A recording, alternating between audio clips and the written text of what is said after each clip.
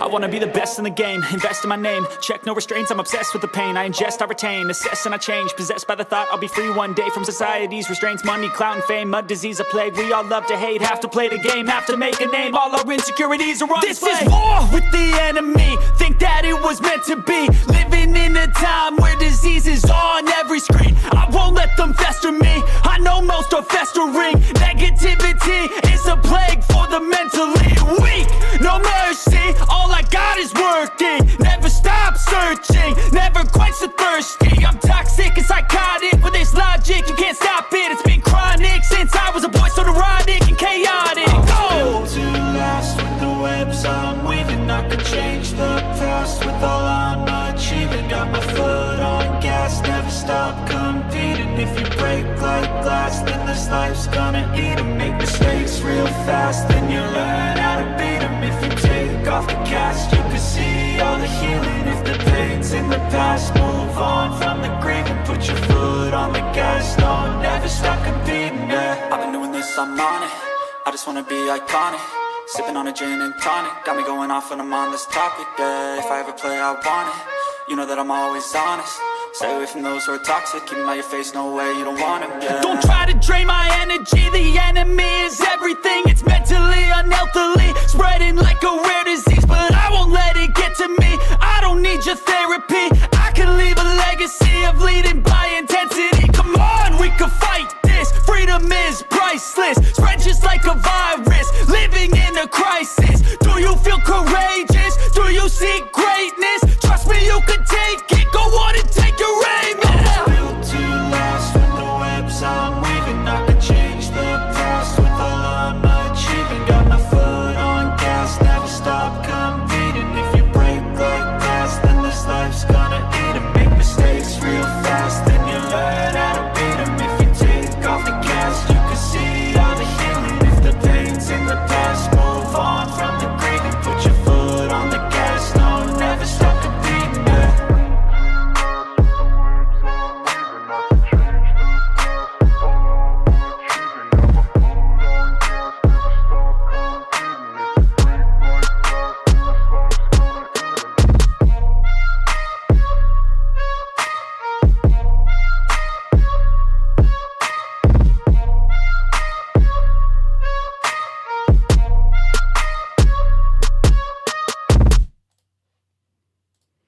What up?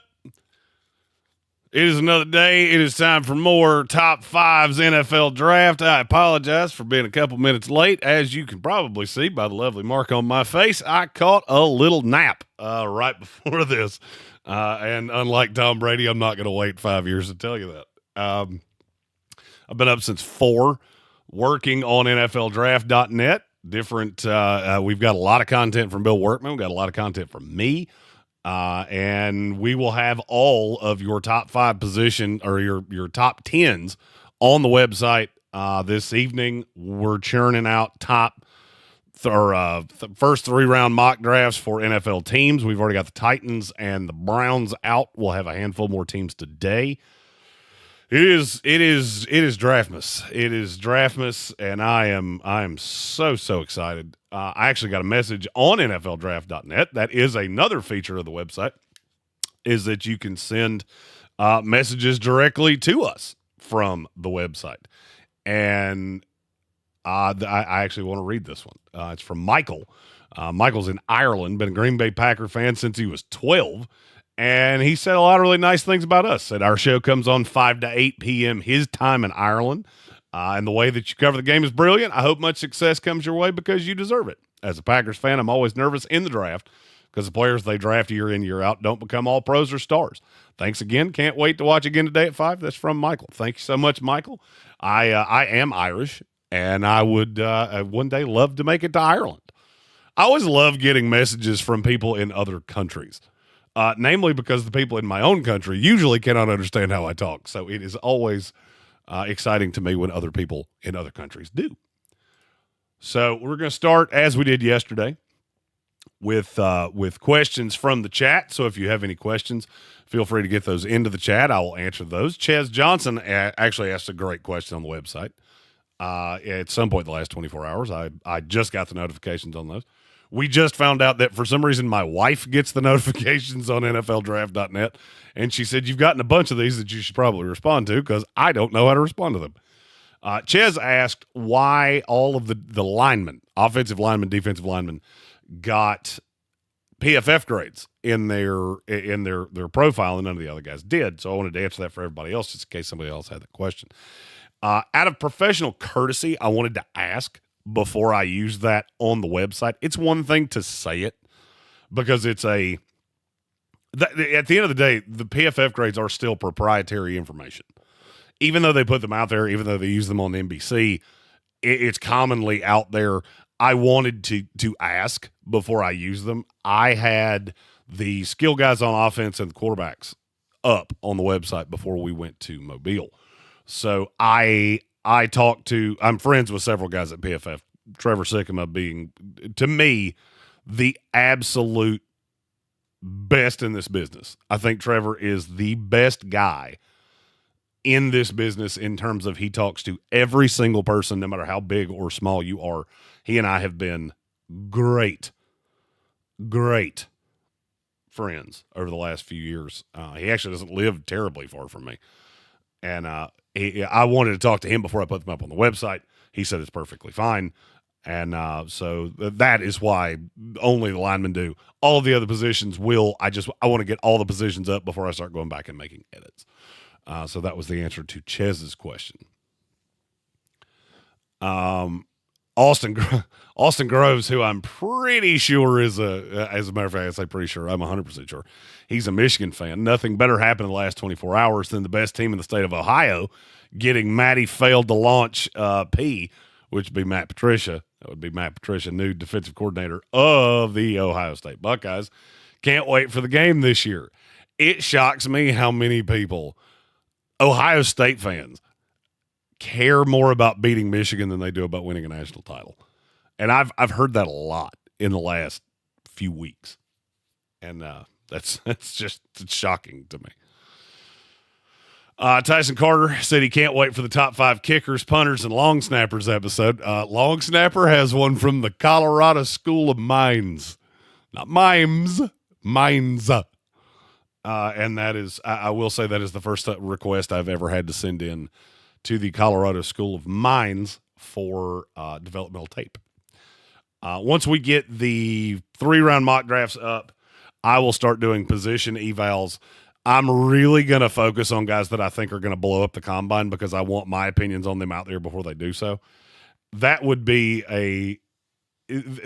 to be really fun because there are so many guys that I think could go to Indianapolis and just blow it up.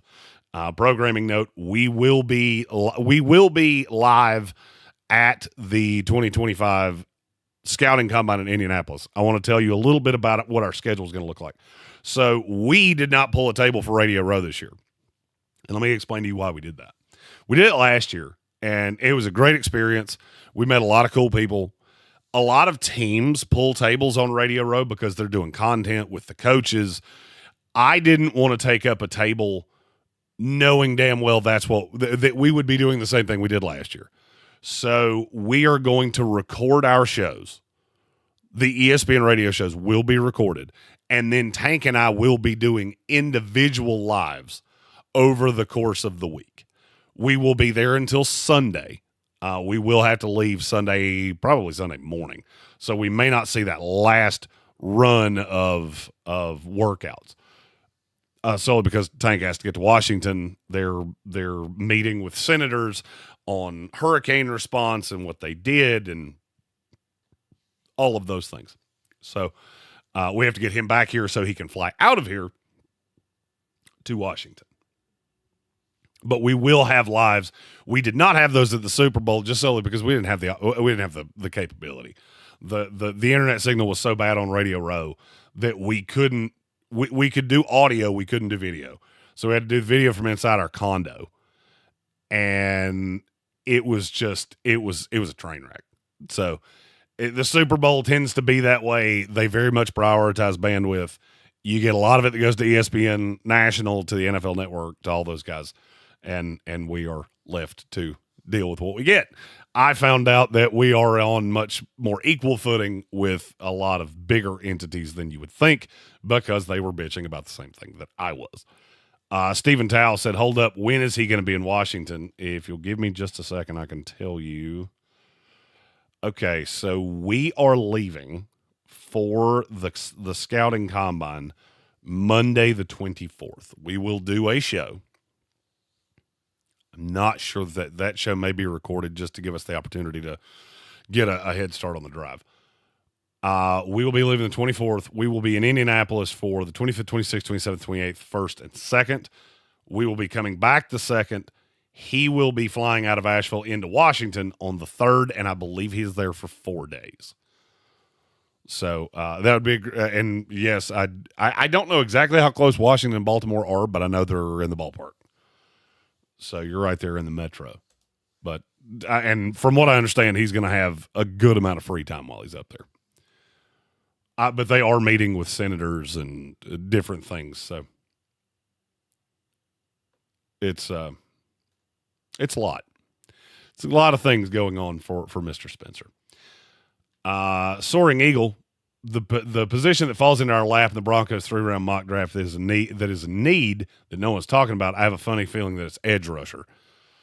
That is not the position, but it very well could have been. Edge rusher's so funny to me in this class.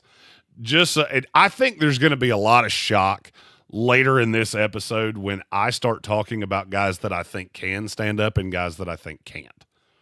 I'll give you a good example. Mykel Williams. I've been told for 2 years how Georgia was planning on standing him up more, and they played him there when they played Florida State in the bowl game. I believe it was the Orange Bowl a couple years ago when Florida State didn't make the college football playoff, and Georgia had a bunch of opt-outs. They played Mykel Williams there. He was good against Florida State's C squad, and then he played, I believe, a grand total of 30-some-odd snaps on his feet the entire 2024 season. That tells me a lot. I don't think Mykel Williams is as freakishly athletic as other people think he is. I think he's fine, but I believe the reason that I've seen his hand in the dirt is because that's where Georgia thinks he belongs, is with his hand in the dirt. And so I'm going to project him as a hand in the dirt edge rusher. And we will get to those rankings here in just a little bit. Alex S. asked a really good question. How much stock do you put into generational talent? I will never bypass a generational talent, ever. There are two of those in this class to me. There is a borderline third. Abdul Carter's a generational talent. He's one of the best edge rushers I've ever graded. And his run through the college football playoff is one of the more impressive runs I've ever seen. Travis Hunter is a generational prospect. I've never seen a guy that's the number one corner in the class and the number two receiver in the class. That's just, it's unheard of. I wasn't around for Charles Woodson. I was, busy playing with blocks and shit because I was 10. I knew he was a good receiver. He played a grand total of like 150 snaps at receiver in his entire career. Travis Hunter was one of the best receivers in the country. That's a generational talent. The third one for me that's close is Mason Graham. And I actually think that he is. He just plays a position that I'm not necessarily sure panders itself really well to generational talent. And here's why I say that. Over the course of the years that I've been doing this, one of the best defensive tackles I've ever graded was Quinnen Williams. Quinnen Williams was a generational talent. He is bigger than Mason Graham. He is faster than Mason Graham. But I don't know that he's ever had – he has a tremendous impact. It is very obvious when he's not on the field. But I have never really thought that the Jets defense lived and breathed with him. He was good this past year, and the defense completely fell apart. So that's why it's hard for me to say that a three-tech defensive tackle like that's generational. At that position, though, Mason Graham is. Alex S. also asked, will defensive line and edge run up the draft because of the Super Bowl? I believe so. It's an imitation league. We saw what pass rush can do. You saw an absolute model to beat Pat Mahomes with the ability to get pressure with 4. And I think that will translate. I also think that part of the reason that's going to translate is because you have a ton of defensive line talent in this class, and we will get to those rankings here momentarily. Alex S. also asked, why do you think Jihad Campbell won't play 3 or 4 tech? He's too small for that. When he was the number 1 edge in his class, if he was going to play anything, he would be a legit edge, he would be a 7 tech. I don't think that size-wise he really lines up for that. I think he's an off-ball linebacker, and he's one of the better ones in the class. I just don't think he's as good as everybody else does. I will say this, though, as I did some more digging on Jihad Campbell, I'm projecting him and Jalen Walker way closer to each other solely because I think they do a lot of the same shit. The thing that I noticed about Jihad is that he was kind of the lifeblood of the Alabama defense. And when he wasn't on the field, it very much showed, even in plays that he wasn't necessarily the center cap of. There's a merit to that. I'm going to start calling this the Jack Kaiser rule, solely because Bill Workman and I talked about this at the Senior Bowl, watching him he's always around the ball whether he makes the play or not. It doesn't really seem to matter. Jalen Walker, on the other hand, to me is more of an edge guy that can stand up. So I see him more in that San Francisco 49er defense, that Jet defense, the way it was last year. I see him as an off-ball linebacker that also has the ability to rush. I don't think he is just an edge rusher. Now, some team might prioritize him more as a 3-4 outside linebacker. If they do, I think they're going to have a little bit more of a learning curve than I would expect out of a player that's going to go potentially that high. Tyson Stone, somebody asked me where my whole list just moved here. I'm going to get there. Stone Sports Podcast asked if the Colorado School of Mines is where Tyson Bagent was from. Tyson Bagent went to Shepherd University in lovely West Virginia. But in terms of talent level, very equivalent. So that's a good catch from Stoned. Pissed the hell off Browns fan said Browns mock draft with a fire symbol, so I'm going to say he liked it. I put that one out this morning. The Tennessee Titans came out last night, and I will have 4 more this afternoon and into the evening. So, I'm doing the first ones in draft order, and if you look at the website, you'll see why. I don't have that page up yet, but you will very quickly, and I should have that up probably by the end of the night. You'll figure out why I'm doing the first one in draft order, and then I can replace them as I go. So what I said yesterday about wanting to do them in the order of knowing that we have people that are watching these things, I will do that with the second run, which will come right after the combine. And we'll do those in the order of fans that I know are patiently waiting for those. Austin Groves, when does the NFL make an official new position for slot corner, safety, small backer, the Mark Barron, Brian Branch role, guys that are fast and can hit but are in between sizes? The NFL will probably never make an official position for that. NFL teams do. I'm calling it the Joker position. I do not have guys in this that specifically steer into that, but I am planning on doing a special at some point next week of guys that I think can fill that Brian Branch role. The number one is Jade Barron, and it makes it so hard to do an eval on him. Because if you're planning on playing him in that role, the hybrid slot safety, and you're going to just do it all with him, that makes him a different eval than if you just think he's a slot corner, or if you just think he's a safety, or even at his size, you're going to try to play him on the outside. I will like any team that takes Jade Barron there higher. I will have a higher grade if that's what I think you're planning on doing. I probably should make a separate list, and that's something I'll work on once I get all the rankings up tonight. I'll make another list of guys that I think can play that. I call it the Joker. That's a Joker role because you're really never going to see a ton of guys play Joker the way it is in college. Joker tends to be a hybrid safety linebacker role. I don't think we are to the point where you're going to see that a ton. Not enough that I need to make a delineation on a draft website. You're going to see a ton of Brian Branches over the next handful of years. Let's see. Stephen Towsey does not drive around D.C. as somebody that's been there. I do not blame you. Stone Sportscast said, just recently began driving in Boston. Used to always take the train, but it's gotten so bad over the years. I'd rather deal with the stress of driving on streets designed for horses. I've been to Boston. Boston's a great big grid pattern. You have a shitload of one-way streets, and it is so easy to get lost.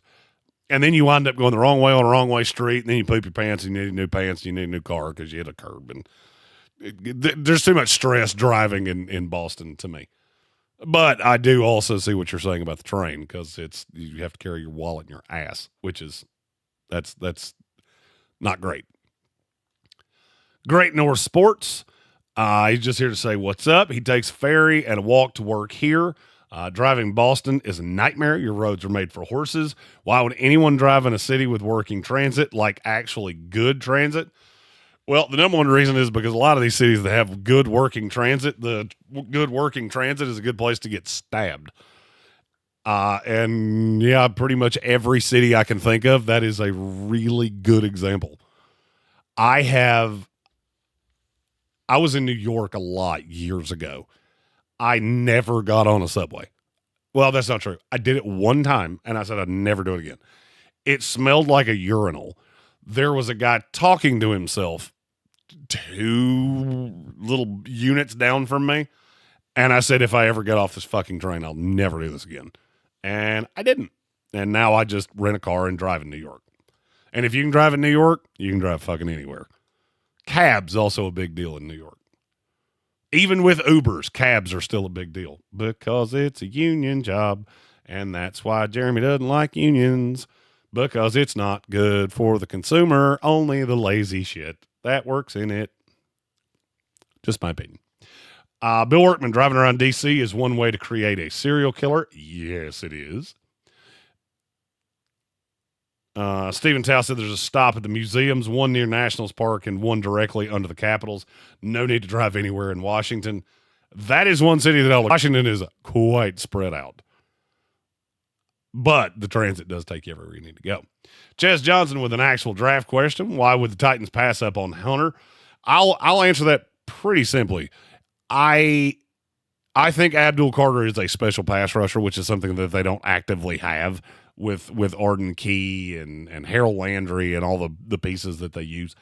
Corner, I actually think they will be better next year with L'Jarius Sneed and Chidobe Awuzie. They had injury issues there last year. I don't think the defensive system lined up.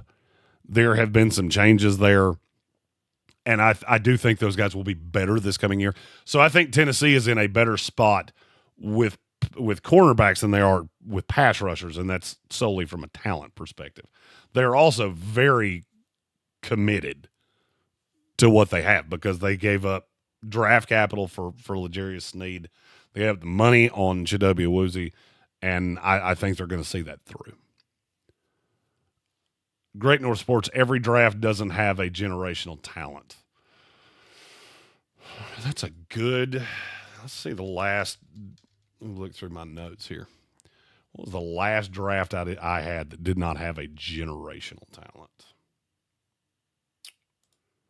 Boop. Last year, I thought Joe Alt and the receivers and Jaden Daniels, I thought they were all generational talents. The year before that, I thought Will Anderson was a generational talent. Bijan Robinson was. I did not think I thought Jalen Carter was a generational talent. He had a he had a personal red flag that kept me from listing him there. Speaking of talent red flags, I have one of those to disclose that I just heard about for the first time in all of my asking about one player. I had not heard really anything negative about him. Then I mentioned him yesterday, and all of a sudden I got a shitload of messages about a red flag. In 2022, I thought I had Aiden Hutchinson, Sauce Gardner, and Kayvon Thibodeau as generational talents. That was in 22. I won't, my goal was just to get to a place where I had a bunch of them in 21. Trevor Lawrence, I thought Kyle Pitts was. I thought Penei Sewell was. I did not have Jamar Chase as a generational talent, but I did have Micah Parsons as one. Micah Parsons also had a personality red flag that was pretty big on him. The last time I did not really have a generational talent, I thought Chase Young was really good, but I couldn't say generational talent. So 2020, but I was still high on Chase. I was still very high on Joe Burrow. I just didn't like a lot of the ancillary pieces. So that's probably the closest that I've come to not having a. I think there is a high-end guy in every draft except 2014. 2014 took a lot. Oh, no, that's not the one I'm thinking of. 2014 had a few. Maybe it was 2013. 2013. That was the year that took a lot of years off all of our lives because we're looking around going, holy shit, this class sucks. And it did. I thought I did believe in Deion Jordan. I am a recovering member of the Deion Jordan Anonymous because I actually thought he was way better than he turned out to be. Okay, let's see.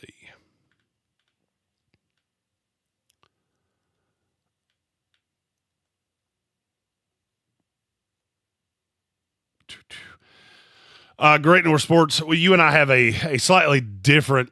So generational talent is more of a attention getter. See, for me, generational talent refers to the grade. If you're over a 95, you're a generational talent. I don't have many of those. And if you're over a 96, you are and I think that's maybe where your and our disconnect is. I think your generational talent would be everything over that 96 level, which I've only had maybe 10 of ever.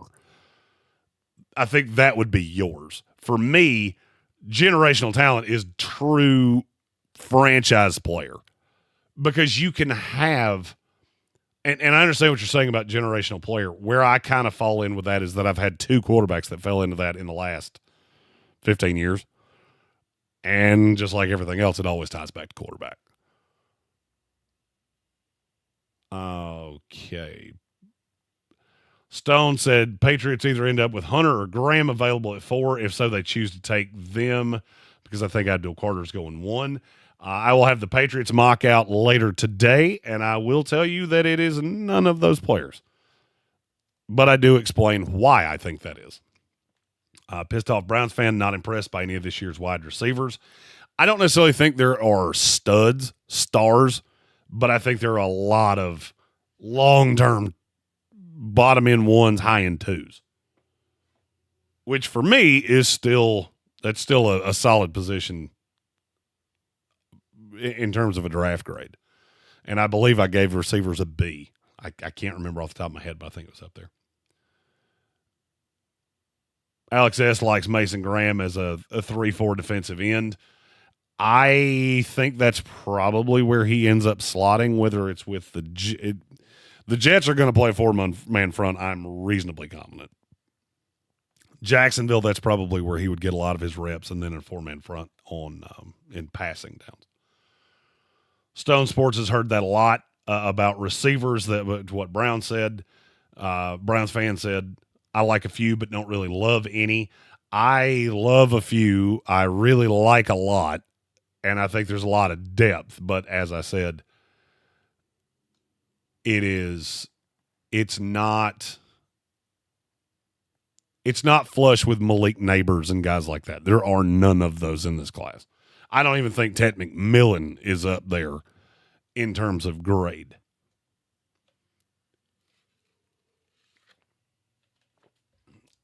Great North does not like the fact that I use generational the way that I do.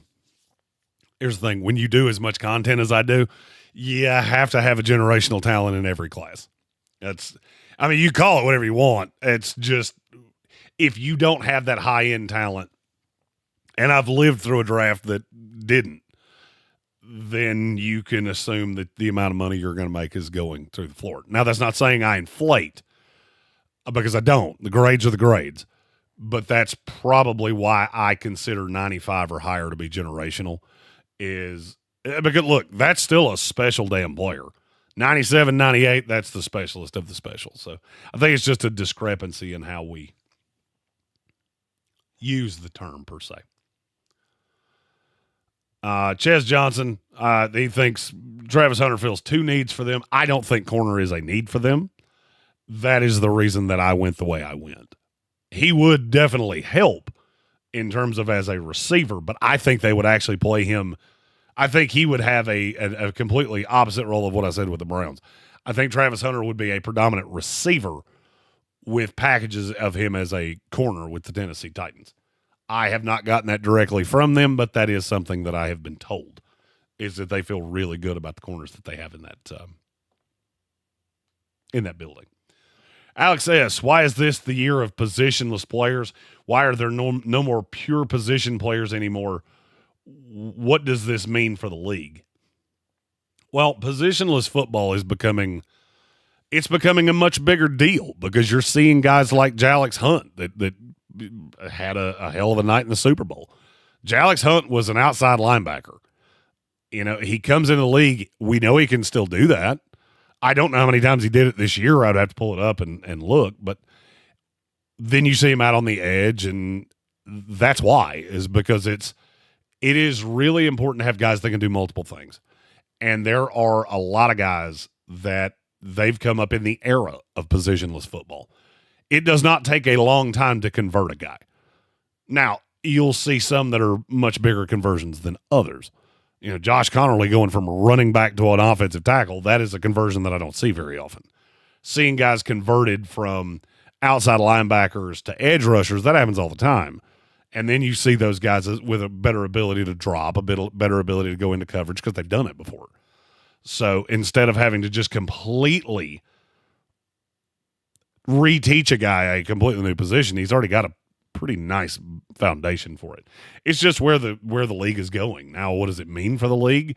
I think it means you're going to see way less busts, because instead of just tapping out on a guy, you're going to start trying to move him around. Isaiah Simmons would not have been in this league anymore 10 years ago. The Giants gave him a second chance because he was a, using a term, he was a generational athlete, not a generational player.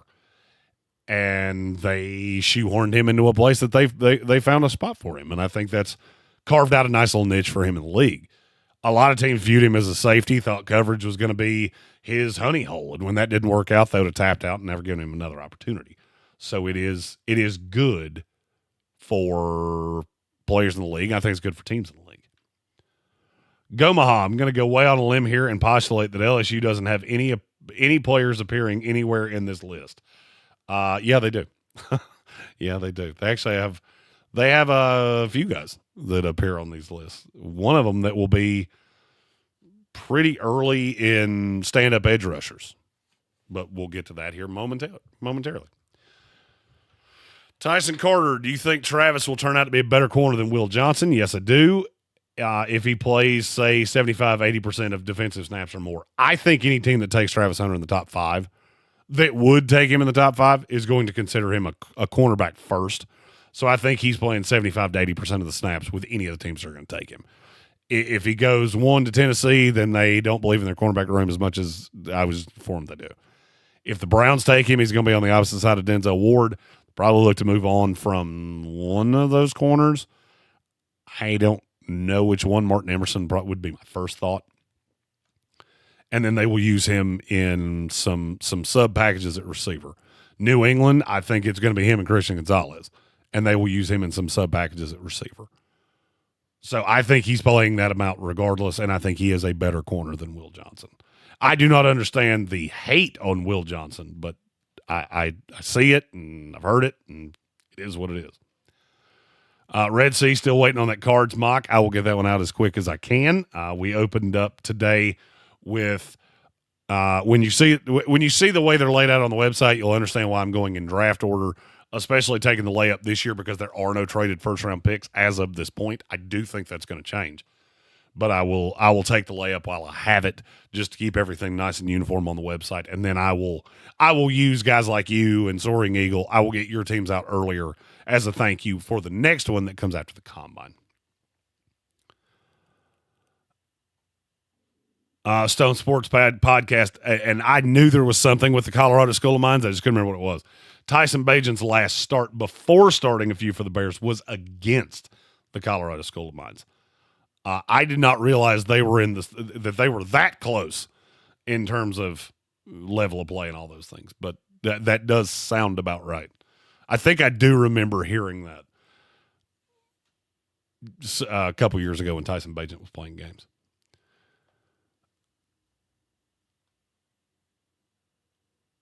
Alex S. is like talking about Ted McMillan as the number one receiver. He's not. He's the number one receiver when he is an X, not as a Z or an F. Or as an X, he's exceptional, but doesn't shine in other roles, which is tough to grade. It's not, and I'll tell you exactly how I grade that. All right, so if a guy can do one thing, then why the fuck would I play him anywhere else? I'm drafting him as what he does well. I'm not going to try to shoehorn him into another position, and I'll give you a great example of that. Garrett Wilson. When Robert Saleh and the Jets drafted him, they wanted every receiver to be able to play every position. Well, it was stupid that they kept trying to shoehorn him into other positions when it was super obvious that he played best out of the slot. That's just where he did his best work. Once Nathaniel Hackett's dumbass got demoted, then we started doing that more, and you saw more of Garrett Wilson in his natural element. I think that's why he was so frustrated. And official word coming down today that the Jets are moving on from Aaron Rodgers. Woo. And I can't wait for a full year of Tyrod Taylor, which is exactly what I think we're getting. Gomaha, very excited for college baseball to start tomorrow. I don't think I've ever heard anybody say that before. But college baseball where I am is completely irrelevant. Then again, everything except Atlanta Braves baseball is completely irrelevant where I am. On the media scale. Stephen Tao, shots fired.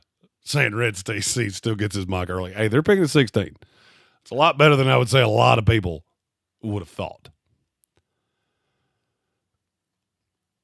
Okay. Bob Brown asking me, would that Joker eval be similar to an offensive line eval of who can play up and down the line? That's a good comp.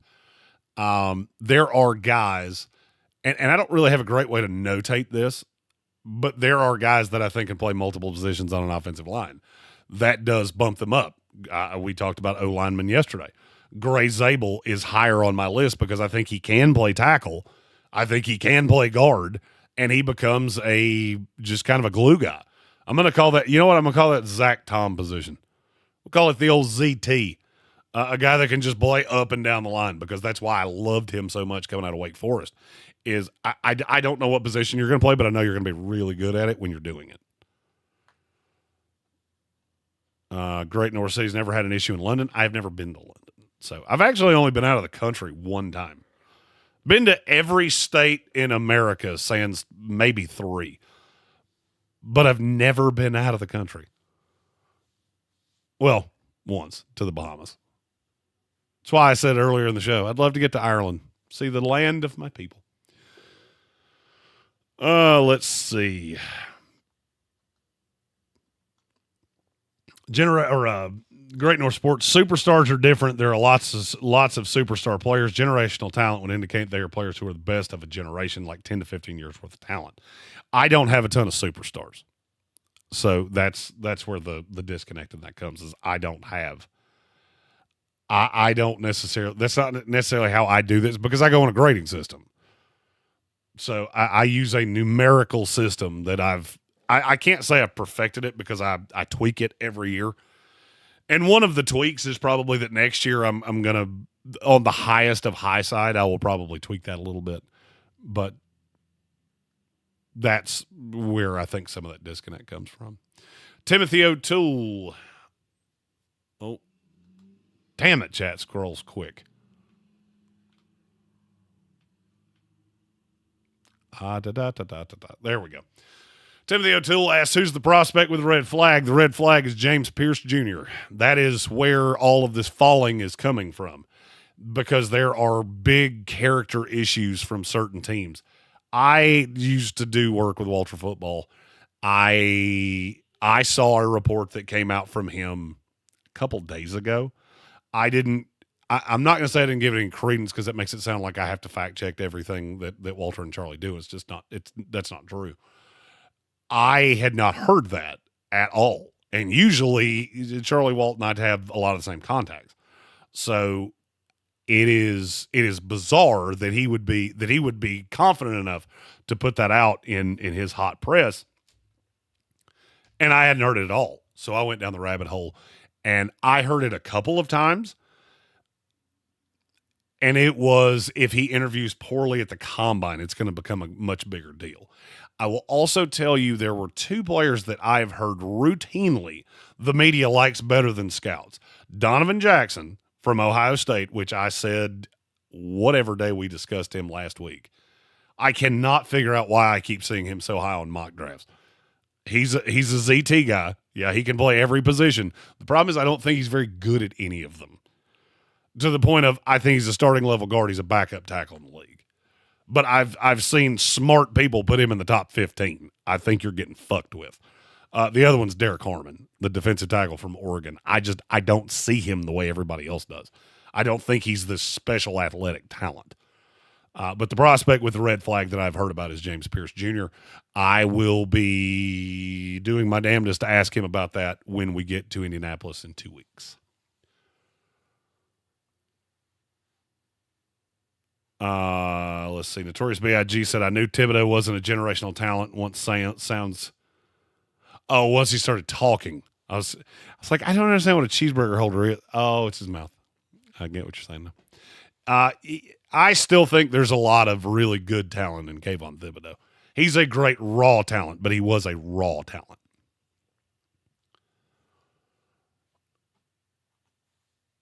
Let's see. Pissed off Browns fans said, yes, Jeremy loved the mock. We can now call them the Frowns until they make the playoffs. The Browns, I thought the Browns did really well. You'll have to watch that. You can find it on NFLdraft.net, or you can find it on our YouTube page. And you'll be able to find all the mock drafts in both of those places, because I upload them to both at the same time. So you can, if you watch them on the website, we get credit through YouTube the same way. So it's really 6 one way, half dozen the other. If you want to find them in a nice compact place, NFLdraft.net. Be able to find them all right there. Let's see. Tyson Carter, as a Pats fan, if Hunter and Abdul are gone, we better see a trade down so someone can grab Sanders' reward. I don't think anybody's trading up for Sanders' reward. I really want to shut that down pretty aggressively here, because I hear that a lot, and I just want to temper your expectations. There are two teams that I know of that have that high of an opinion of Cam Ward and Shedeur Sanders, and one of them is going to fall right in both of their laps. I believe the Raiders, the Raiders have a really high opinion on both. I think the Giants have a really high opinion on Shedeur Sanders.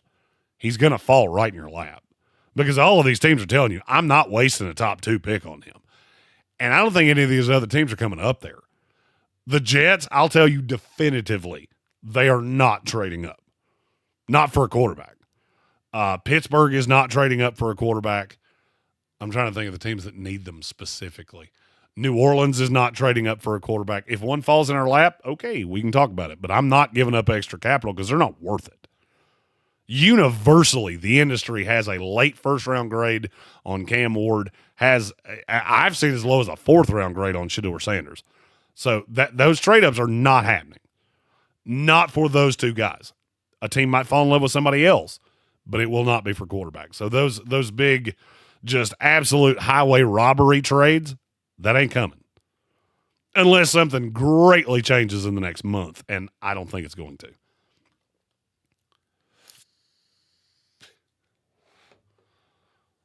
Stone Sports Podcast said his favorite receiver is Tet, but he wants to see the combine.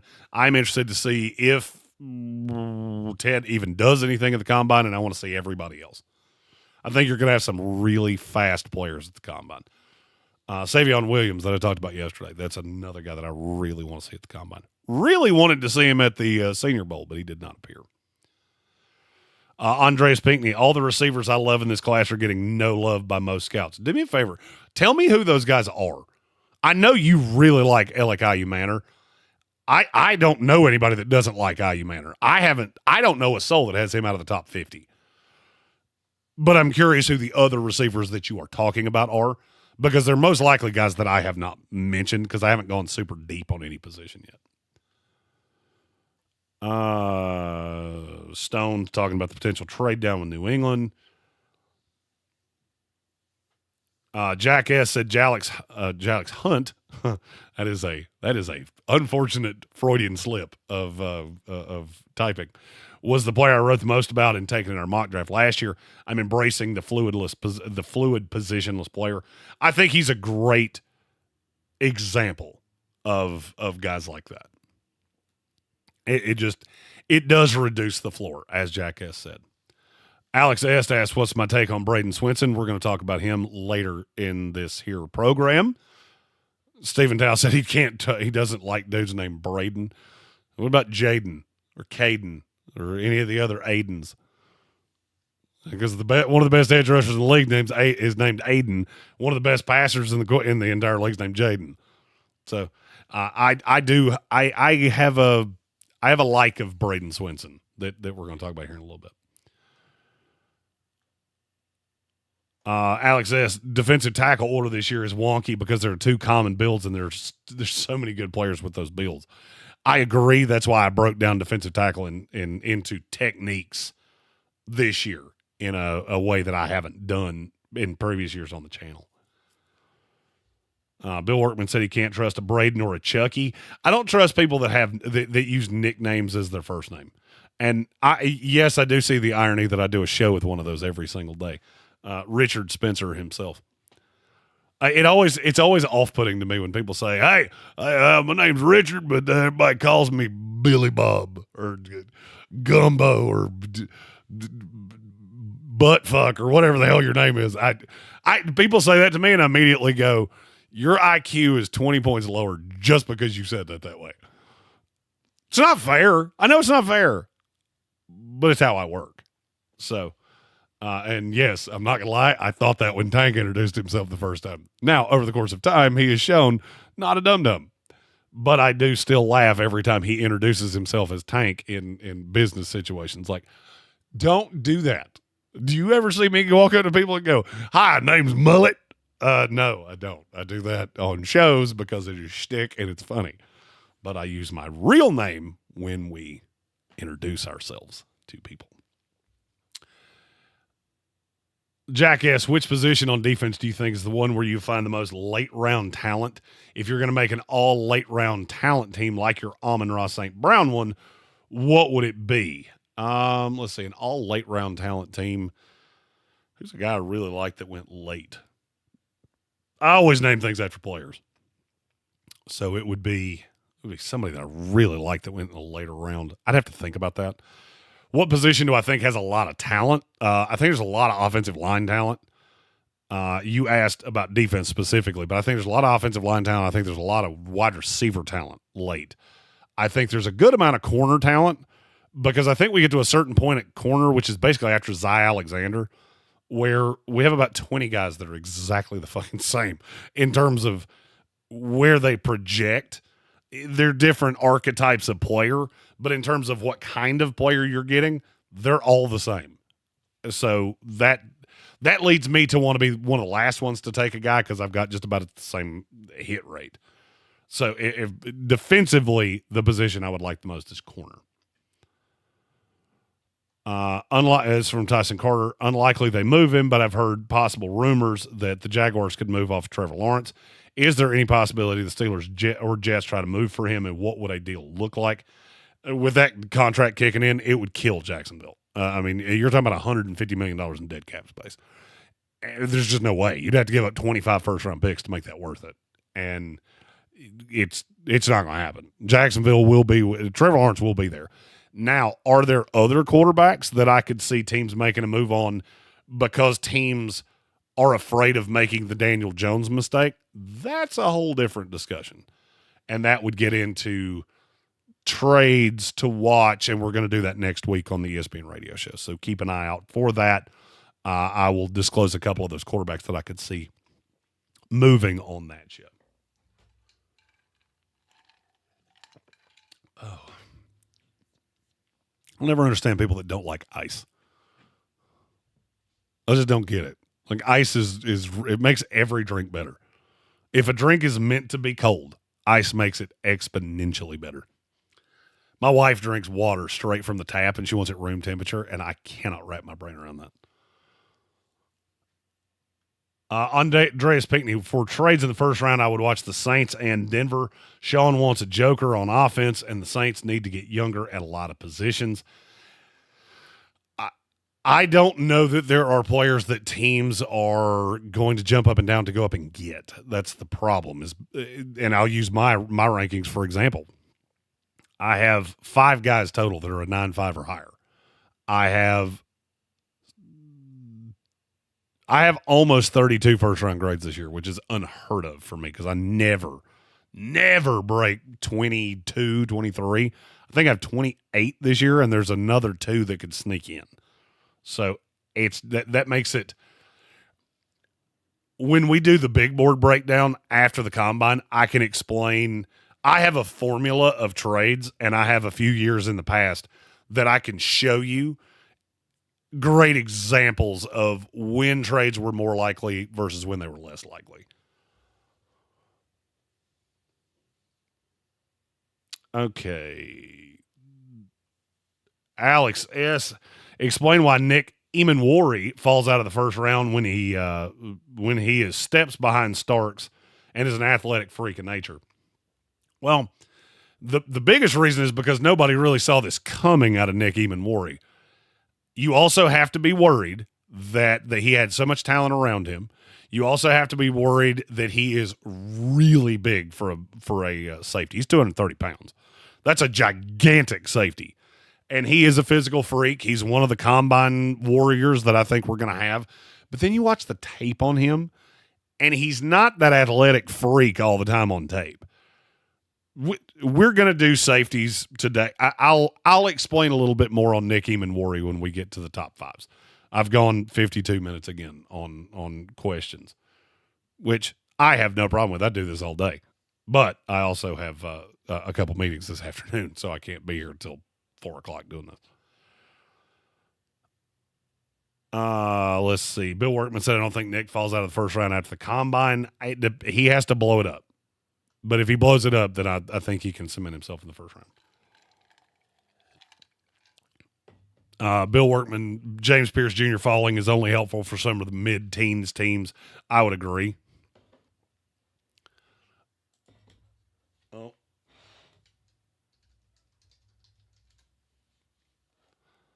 Got to get to my button. We have our first super chat of the day. I've got to find a button that won't work.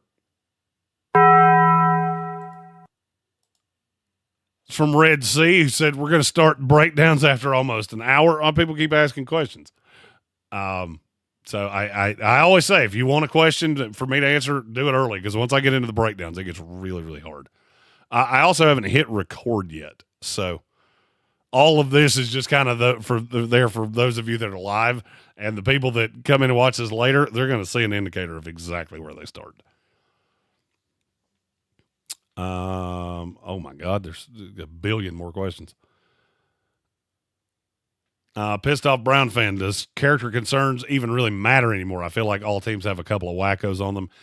It depends on the team. There are a handful of teams in the AFC that are really strict about personality, character.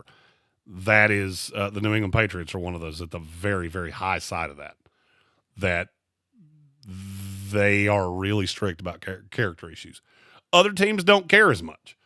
I'm trying to think of one off the top of my head. The Raiders really didn't at all a few years ago. They're getting a little bit stricter now.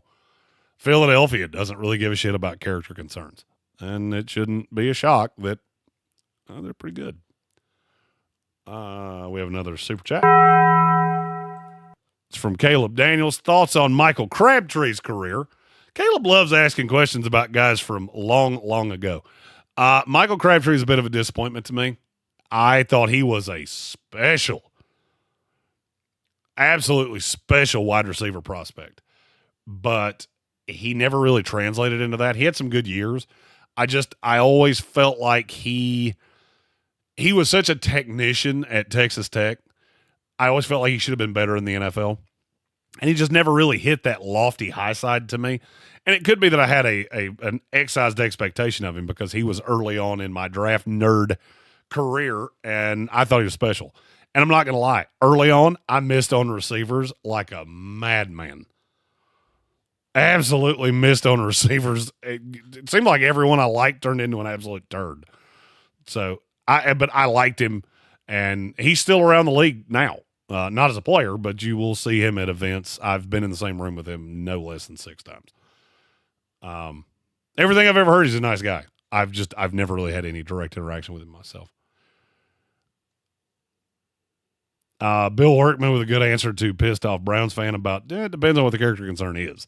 Am I afraid you're going to stab somebody, or am I afraid you speed or you're immature? Caleb Johnson of Iowa. There are a lot of teams that are worried he's an immature kid and he's a running back. I'm not afraid he's going to run somebody over with his car. He does some dumb shit. So does that push him down? Maybe a little bit, maybe half a round.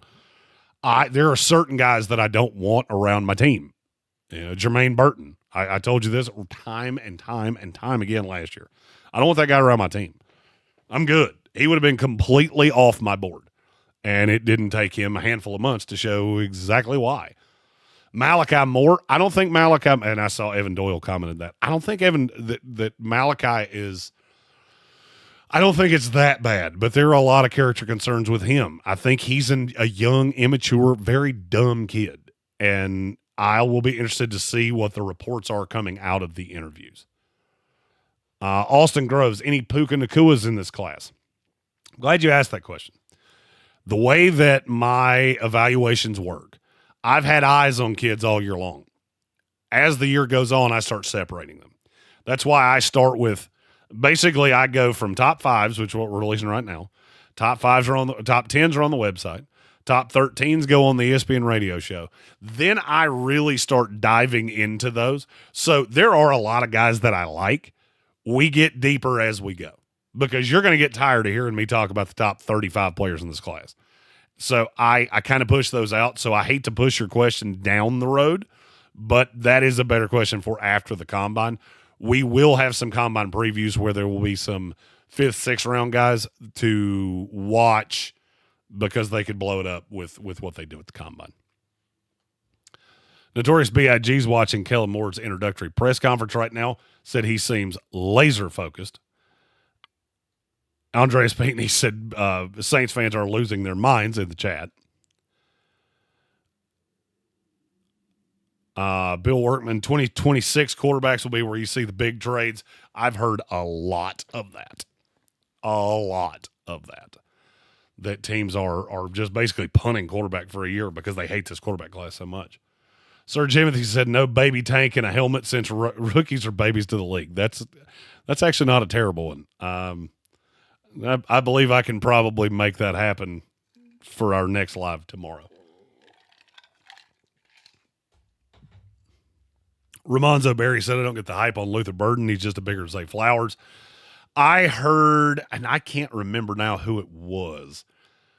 I heard I was reading somebody's mock draft, and they were talking about Luther Burden, and it was almost like they stole the words out of my mouth because they were comparing him to Deebo Samuel, Laviska Shenault, and I can't remember now who the other one was.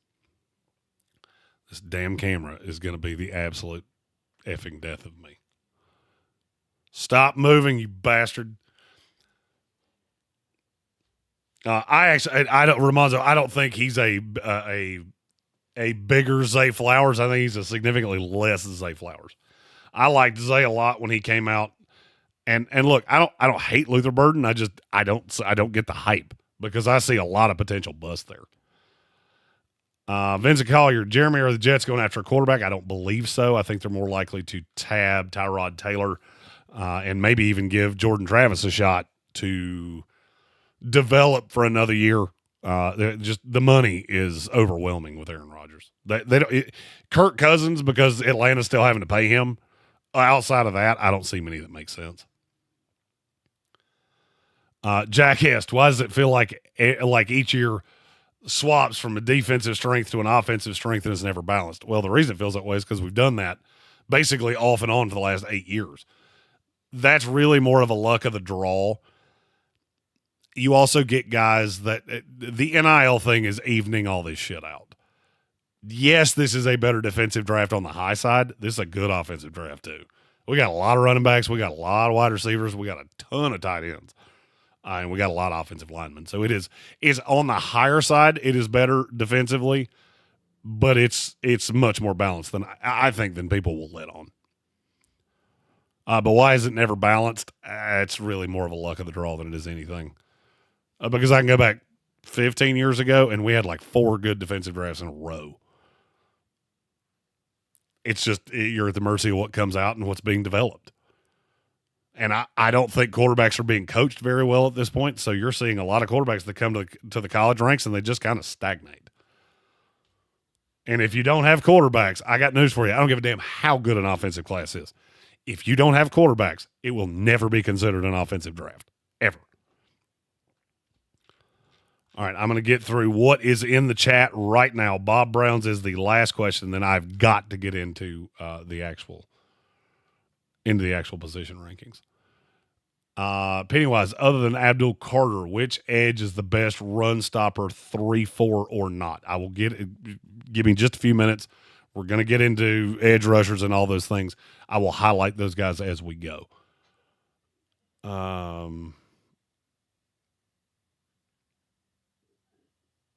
Alex S., Jalen Royals not getting enough love. Ricky White's not getting enough love. Also, don't see the difference between Kyron Lacey and Trey Harris. Well, the difference is that Kyron Lacey's not going to play in the NFL and Trey Harris is. You can't kill a guy and it not be a big old problem. Kyron Lacey is undraftable, untouchable.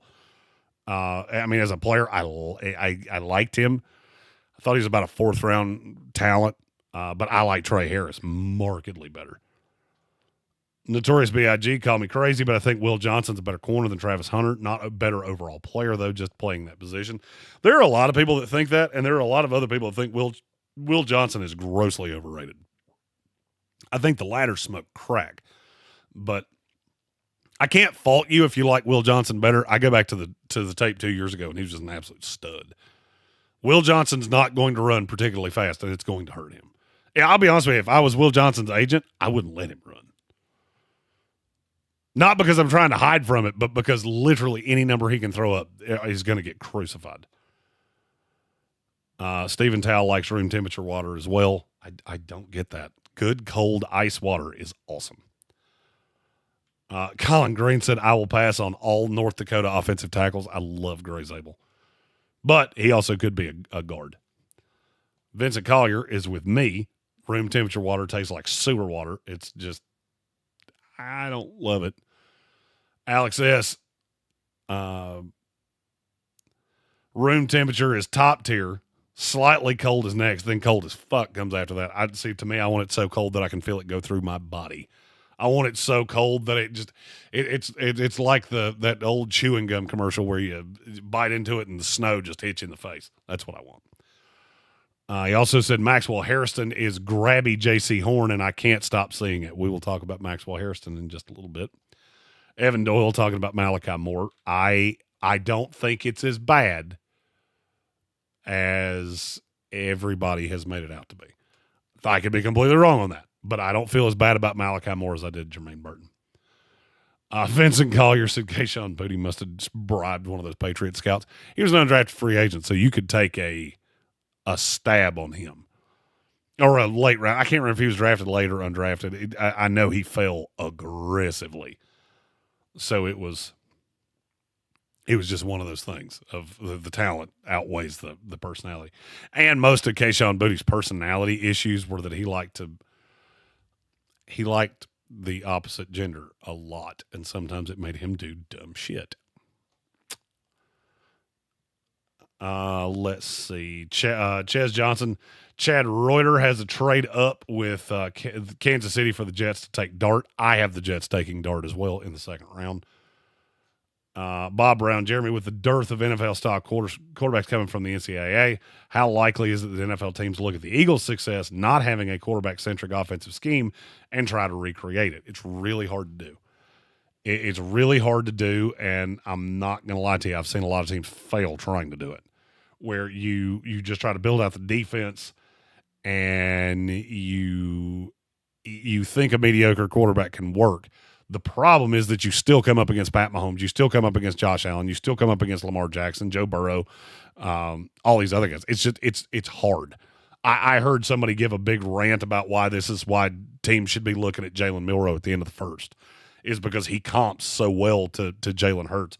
And at the end of it, I walked away from it like it was Billy Madison. At no point did you come anywhere close to saying anything competently intelligent, and we're all dumber for having heard it. Talking about the guy that was defending Jalen Milroe. Evan Doyle, T's getting tagged next week. I have heard the same thing. Timothy O'Toole, Kayshon Boutte was in the 6th. And Sir Jimothy, who are your 4 to 8 slot receivers? That is very specific. Hold on, and I will tell you. My 4 to 8. I'm really curious as to why you asked me that way. Let's see.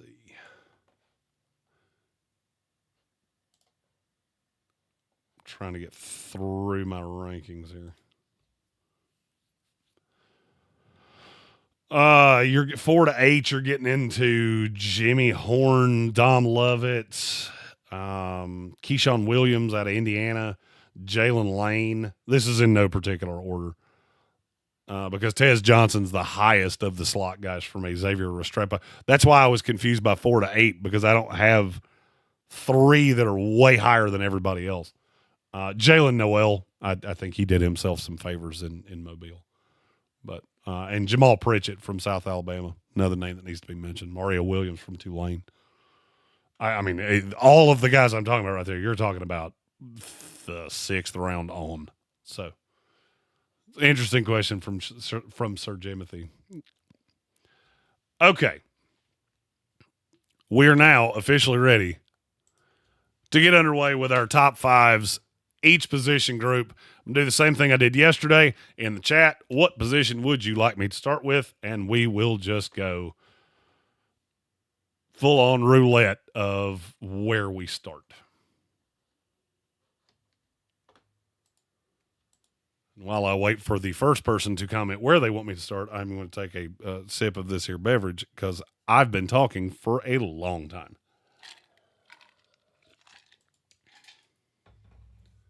All right, DB is where we started.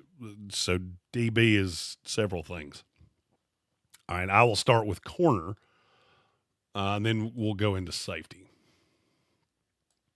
I have not separated safeties yet, so just be aware of that. My number 1 cornerback in the class is Travis Hunter. He is a 9.6 for me. Will Johnson out of Michigan is my 2. He is a 9.5. Benjamin Morrison from Notre Dame is my 3. He is a conditional 9.3. And the reason that I wanted to do all of these guys this way is because in terms of talent, I think all 3 of these guys are really, really close to each other. I love Travis Hunter. I think Travis Hunter is special when it comes to coverage ability and his ability to just do a little bit of everything. He grades highly in damn near everything he does. He had a high zone grade. He had a high man coverage grade. But the reason that I wanted to lump these guys together is I don't understand why Will Johnson's not right there for other people as well. And the only thing I can figure is that the man coverage grade came way down this year. He only played 6 games, and he was hurt for damn near all of them. So go back to the previous year, or really go back to 2022 when he was out of bounds good. You also have to look at the passer rating that he allowed. In 6 games, he allowed a 52.6 this year. He allowed a 66.5 in 2022, 30.9 in 2023. Will Johnson's an elite coverage guy. I think he can play man. I think he can play zone. He's probably better in zone right now, but I don't necessarily think that means he's like Siobhan Ravel, where I like him way better as a zone corner. I think Will Johnson is a damn good corner. And some of this hate on, well, he's not going to run that fast. I don't really care. Look at the technique on the kid. He's phenomenal. And I feel the same way about Benjamin Morrison. He's another one that was hurt this year. And the grades were not great. I get it. Go back and watch the tape when the kid was healthy. Now, the contingency on Benjamin Morrison is that I've got to get some kind of checkout on the medical of the hip because I don't know how that's going to check out. I don't even really know what he did. Notre Dame is notoriously tight-lipped about medical things. And Benjamin Morrison, we don't have a lot of information on what has happened, how he is progressing. We don't know much. So the combine will tell us quite a bit when it comes to Benjamin Morrison and how he will be able to acclimate and when he will be available and if there are any long-term risks with him. That brings me to my 4 and 5 corner. I have the exact same grade on both of them. Siobhan Ravel Jr. out of East Carolina, Trey Amos out of Ole Miss. Trey Amos, to me, is the one that everybody seems to be missing on, and I don't really understand why that is. He was fantastic until he shut it down in Mobile. I think he made himself a considerable amount of money there. And then you watch him on tape, he was a big part of why Ole Miss's defense was so improved this year. I think that kid is a real dog. Siobhan Ravel could be the first player that ever played for the same coach that I did that winds up going in the first round.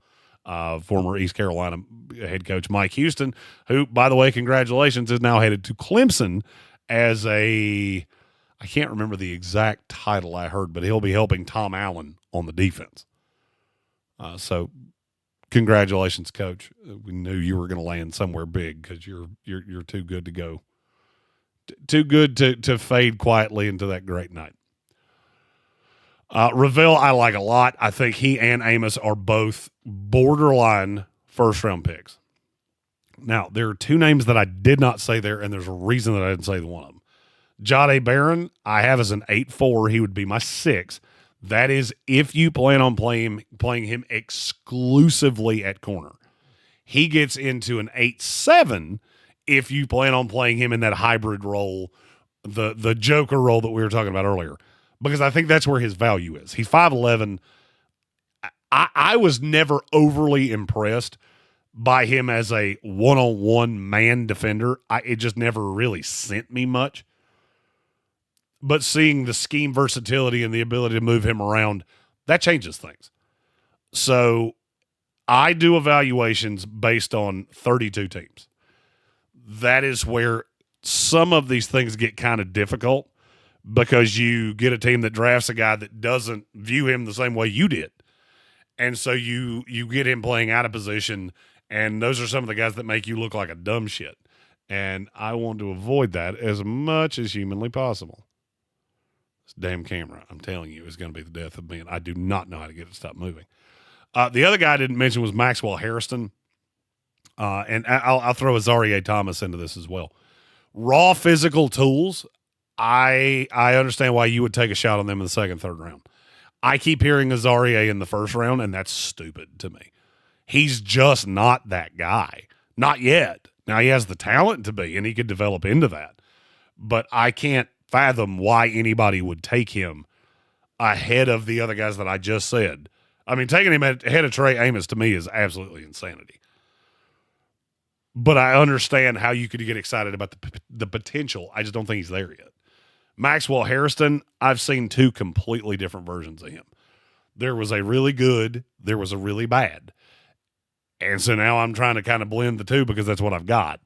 The thing is, virtually every Kentucky defensive player had some bad. And a lot of it was this past year. So I am waiting that. So I do still have a second round grade on Maxwell Harrison. I just don't. I don't think I'm as high on him as everybody else is. The other positions that I saw in the chat, we went DB, so we'll go safety next. The safety class for me it's not really deep in that I only have a handful of starters. I basically got 7 guys that I think can be really good to possibly even great starters this league. I'm going to start with the obvious one. Malachi Starks, I do not understand the level of shit he catches. Okay, so he didn't have a ton of interceptions. You do realize that he just didn't get thrown at, right? I mean, I can go down the stats on this if I need to. Malachi Starks, I think, is a victim of his own success because he's been so good for so long, and then you didn't necessarily see the improvement. But sometimes you have to look away from just great. The kid's an absolute missile against the run. I think he can be Minka Fitzpatrick level good as a deep safety. And I don't understand the shit that he catches. And I don't think I'm ever going to get it, other than the fact that he didn't have the crazy number of interceptions and forced incompletions and PFIs and things like that. I want you to think about something I'm getting ready to say. Last year, Malachi Starks played 271 snaps out of the slot, 215 in the box, 400 deep. He played over 200 snaps at 3 completely different alignments. What does that tell you? Oh, he's going to be the best version of that Brian Branch thing that we're talking about. That's why he's a top 15 pick. And I think he will be a top 15 pick. If he's not, I don't think he gets past Cincinnati, and Cincinnati will turn him into that very thing, and they will be the smartest team in this NFL draft because he is too good for the amount of bullshit that he catches. Now, looking at the rest of the safety class, Nick Eamon-Warry is my 2, but it's close. Eamon-Warry's an 8'6". Billy Bowman Jr. from Oklahoma is an 8'2". If you could combine those 2 guys into one player with Eamon-Warry's body and Billy Bowman's heart, it would be Rod Woodson or Ronnie Lott, because Eamon-Warry is built like an absolute dump truck. 6'3", 230 pounds. I think he will athletically grade out off the charts. I think he could run an insanely fast 40. The thing I don't understand, why were you not better against the run? Like, if you're built like an absolute missile and you're this fast, why were you not better against the run? It jumps off on tape to me. I think he's really good in coverage, but you also have to look at how many South Carolina guys are going to get drafted. Eamon-Warry, I think, has a really high bust potential by comparison because I think we're falling in love with all of the athletic traits, and we're not really looking at there are some scary elements of him too. Now, this is where I get to give a fait accompli that I have to give every single year. Every player has a value. If you take Nick Eamon-Warry in the top 20, I think you're out of your mind. You get closer to that 45-50 range, and now we're talking because he's more of a lottery ticket than people think. Billy Bowman, on the other hand, I know exactly what you're getting out of him. He's undersized at 5'10", 200 pounds. He was everywhere at the Senior Bowl. He played on a bad defense at Oklahoma, and it just covered him up. So all of the analytical stats, his missed tackle rate was way too high. Yeah, and there's some of that. There is some of that. You also have to look at what was around him. He played on a straight-up terrible Oklahoma defense. As soon as you got him out of that and you put him around guys that were equally yoked, he was the most impressive player on the field. I put a lot of stock into that, and that is why he surged up my board. He was the biggest gainer after the Senior Bowl that was in Mobile. My 4 is Xavier Watts, and my 5 is Kevin Winston Jr. from Penn State. Watts I like a lot. He was the number 6 graded safety in the country, 89.5 coverage grade, 79.5 run defense grade. I think he's going to be a really solid player in this league. I think he fits nicely into one of those San Francisco roles. I think he could be another version of Tally Hufanga. That's how highly I think of him. I don't know that he has superstar upside. He has an insanely safe floor, though. And I do look for him to go in day 2. He will go ahead of Billy Bowman just solely because body frame, he's so much better. And the tape is better. But I like Bowman better as a prospect. And then the last one is Kevin Winston Jr. Injuries. That's the number one thing you got to talk about with him is injuries. He's played a grand total in his college career of 700 snaps. He played 74 last year. He was absolutely phenomenal the one season he played at Penn State, though. I think he's probably more of a late third-round flyer. I have the Jets taking him in their 3-round mock, and I think that's a perfect landing spot of you're taking a guy that is an absolute wild card because I don't know what he's going to be. He's had injury issues. The medical is going to be huge on him. But Kevin Winston Jr. is my 5 at safety. All right. Give me another position in the chat.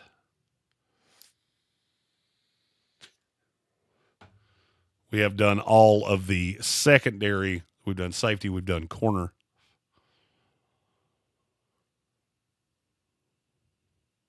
While we do that, I will answer a question I see in the chat from Bob Brown. Do you see Eamon Worry as a possible transition to outside linebacker? There are people that do. I don't, solely because I don't think you don't get the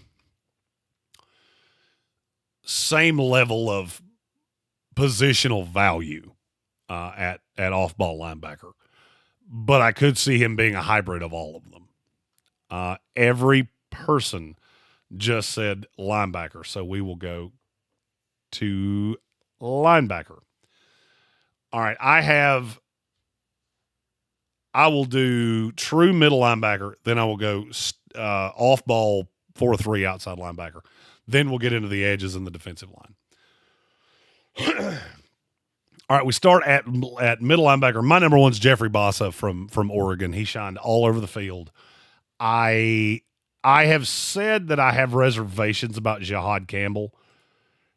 That is not I didn't have Jihad as high as a lot of other people did anyway. And then I see somebody like Jeffrey Bassa come to the Senior Bowl and just absolutely blow it up, which gets me to start watching tape on him again and go, there's a possibility that you were just not really custom fitted to be a linebacker in the Big Ten. That's not what you committed to. You committed to Oregon when they were in the Pac-12. His PFF grade went down this year, and I see a lot of raw potential in Jeffrey Bassa. He was all over the place. I think he's going to blow up the combine because there's no telling how fast he's going to run. He's 6'2", 235, so in terms of size, he is pretty much everything you would want at this point in a linebacker. I love him. He's my number 1, and it's not really all that close. Then we get into 2 is Jihad Campbell, who had a much higher grade. But you really look at it, look at the games that Alabama lost. Look at the games that Alabama had a chance to lose. Vanderbilt, he was fucking awful. South Carolina, he was fucking awful. Tennessee, not as awful, but not great. Do you see a commonality between that? He's insanely inconsistent. I don't think he does anything elite. I believe he can be an elite coverage linebacker, and if your plan is to play him as an off-ball guy, okay, I get it. I am scared to death that he's going to be a middle linebacker, green dot for one of these teams. I don't like you in that spot. I evaluated you in that spot, and I still don't like you in that spot. I think he has all the talent in the world. Who was the last guy that you saw play for Nick Saban that he went to the league and he got better? And if you're telling me what I see is what I get with Jihad Campbell, it's not any better than this. I think he's a late second-round pick. That's where he falls in for me. Now, if he were to move and we were to see him as an off-ball outside linebacker in a 4-3, the grade would come up just a little bit because I think that panders more into what he does. But I don't think that's where he's getting drafted. My number 2 true middle linebacker, Jahad Campbell out of Alabama. Now, a guy that I absolutely love, Demetrius Knight out of South Carolina. I think he can play either one, but I believe he will be drafted as a legit middle linebacker. I didn't think anybody could love him more than me, but Trevor Sikkema does. He is phenomenal against the run. Really good pass rush grade. A lot of what you see of him on tape, you do have to factor in, look how many South Carolina defensive players are going to get drafted in this class. Then he went to Mobile, and I thought he was fantastic. I told Bill Workman his name no less than 200 times because it seemed like every time I saw that helmet, there was a play being made behind it. Now, what I said about Jahad Campbell, the best games he had were against Ole Miss, Alabama, Oklahoma, Texas A&M, Vanderbilt, Clemson, and Illinois in the bowl game. Yep, that's the kind of guy I want on my team. Is he raw? Sure. Is he a guy that I do not feel comfortable taking him in the first round? Trevor Sikkema has him as the 32nd best player on the board. I feel more comfortable with him in the second round. I would feel great with him in the third round. I don't know that he has the highest of high upsides in that he will become a Pro Bowler 2 or 3 years down the line, but I think he's going to be a great player in this league.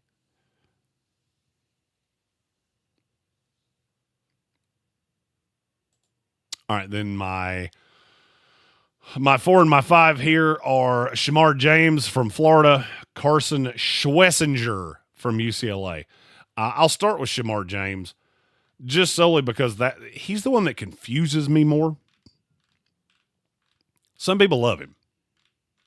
Some people absolutely hate him. And I get it. He's undersized, 6'1", about 225 pounds. There's so much raw talent there that I think he is worth taking a shot on.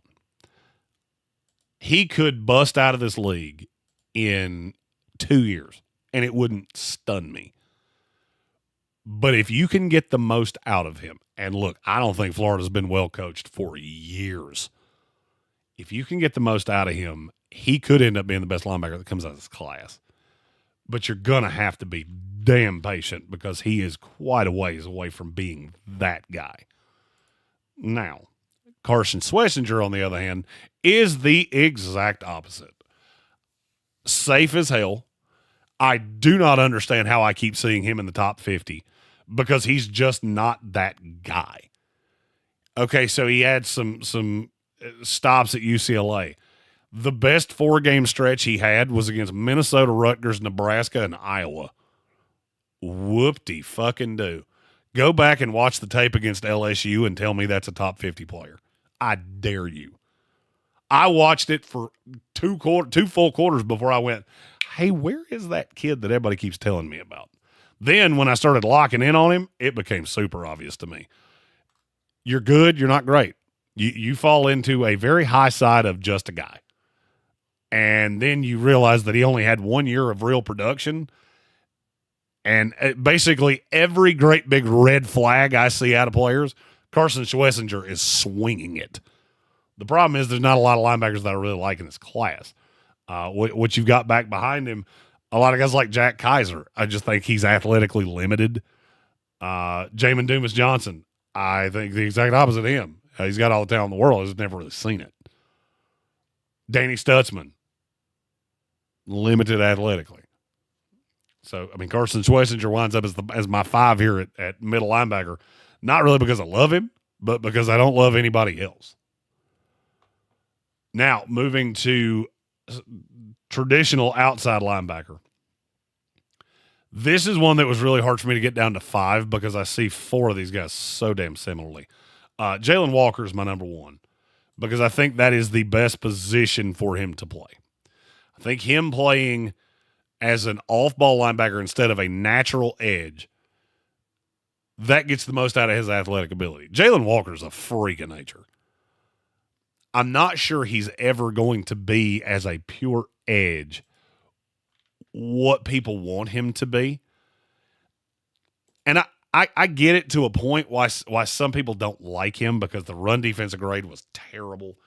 I don't think he's great in coverage at this point. There were some snaps that were encouraging. It just felt like he was used as an off-ball missile for that Georgia defense. It's hard to get a good read on what those guys are. It's obvious he's got all the talent in the world. I don't like him in the top 10. I think he is more of a back half of the first round, be a little patient with him kind of guy. And I'll give you a comparison of a guy that we've talked about on this channel before. Devin Lloyd, I think, was exponentially further ahead of him when he got drafted at 26, I believe, by the Jacksonville Jaguars. 25, 26. I know it was one of those two. I think he was light years ahead of Jalen Walker. He did not have necessarily the upside that Jalen does, but 9 times out of 10, when you draft a guy on upside alone and you take him way too high, that guy, the bust rate there is like 90%. And I'm afraid that's what's going to happen with Jalen Walker. I would not even consider him until 15 with the Atlanta Falcons. That is the highest that I could even physically fathom taking him. After Jalen Walker, there is a considerable drop to Chris Paul Jr. and Barrett Carter of Clemson. Chris Paul Jr. of Ole Miss. I have Paul Jr. just fractionally ahead of Barrett Carter. I really liked what I saw from Chris Paul this year. This is the best tape he's ever had. I think the kid can be a really good, solid starting 4-3 outside linebacker in this league. What I saw at Arkansas, which is where he was before this year, was good. It just wasn't great. And I saw a fully well-rounded overall player out of Chris Paul at Ole Miss this year. The only thing I'll tell you is watch the tape earlier in the year, because it started to fade a little bit later in the year. But I think he can do a little bit of everything, and he has one of the lowest missed tackle rates in all of college football. Barrett Carter, I'm going to be honest here. I have a little bit of a vendetta against Clemson outside linebackers. Not because I have a vendetta against Clemson, but because look how many of these guys have just gone to the NFL and done nothing. The greatest thing I've seen out of Jeremiah Trotter Jr. so far is that he somehow wound up with the trophy in his hand after Philadelphia won the Super Bowl the other night. I forgot he was on that team. And it seems to be a pretty consistent with Clemson linebackers. It's honestly seems to be a consistent with Clemson defenders. I think he is a good run defender. Outside of that, I don't think he is a 4-down guy yet, or a 3-down guy yet, and I'm not sure that he ever will be. He may be an early down run linebacker exclusively. I don't know that he ever gets to a point where you can overcome how bad he is in coverage, and he shouldn't be. Athletically, he's got all the skills you could ever want, but he doesn't show them. I don't get it. Red Sea said, I too have a certain vendetta against Clemson linebackers. I wonder why, though. Well, the one that you got was, he's an Arizona Cardinals fan. It was Isaiah Simmons, who was not really a linebacker. He was more a slot corner than he was anything. And they tried to shoehorn him in and move him around, and I understand why you have a vendetta against them. The other two that I'm particularly fond of, Smile Munden from Georgia, Cody Simon from Ohio State. And then I've got Nick Martin and Eugene Asante are pretty close, but they're not quite there. Cody Simon is just the definition of consistent. I don't think there's anything special about him, but he screams 4th-round pick that winds up starting in the NFL for 10 years. Not because he does anything even particularly well. It's just you watch Ohio State on tape, and it blows your mind how often you keep seeing him appear. Smile Munden makes my head hurt a lot. But everybody at Georgia talks about how absolutely integral he was to what they do. He just doesn't do anything particularly well. But then he's another one that you watch Georgia tape, and the defense is so much better when he's on the field, even when he's nowhere near the fucking ball. Like, it doesn't even matter if he's near the ball. The defense is just better when he's out there. I don't really know what to do with that. I can't take it higher than the 4th or 5th round, but I think he, especially with his size at 6'3", 235, it will be important how he runs, and it'll be important how he tests, because those things are all going to be really under a microscope, because there are so many other linebackers that you look around and go, you're so close that the combine will ultimately differentiate your ultimate final ranking. The combine should, and this is a great time for me to point this out, the combine should never affect a player's ranking by more than 35 spots. I know it does from time to time, but it shouldn't. And some of my biggest misses have been guys that I got duped at the combine. Okay, that is linebackers. Now we will go. I'm going to go edge guys first, then I'll do defensive tackles. And before I do that, I'm going to take a quick break, be about 3 minutes, because I'm completely losing my voice, which is not awesome. So I need to refill my drink. I'll be back momentarily. I'm going to play an ad right here, and I'll be back momentarily.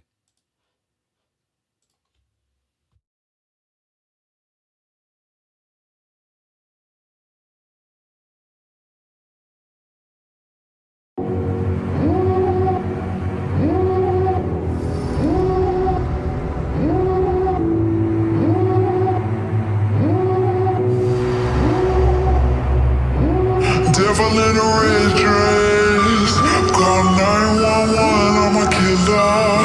You know I hate to confess. Bang bang, got my hand on the trigger. The devil in a red dress, call 911, I'm a killer. You know I hate to confess. Bang bang, got my hand, call.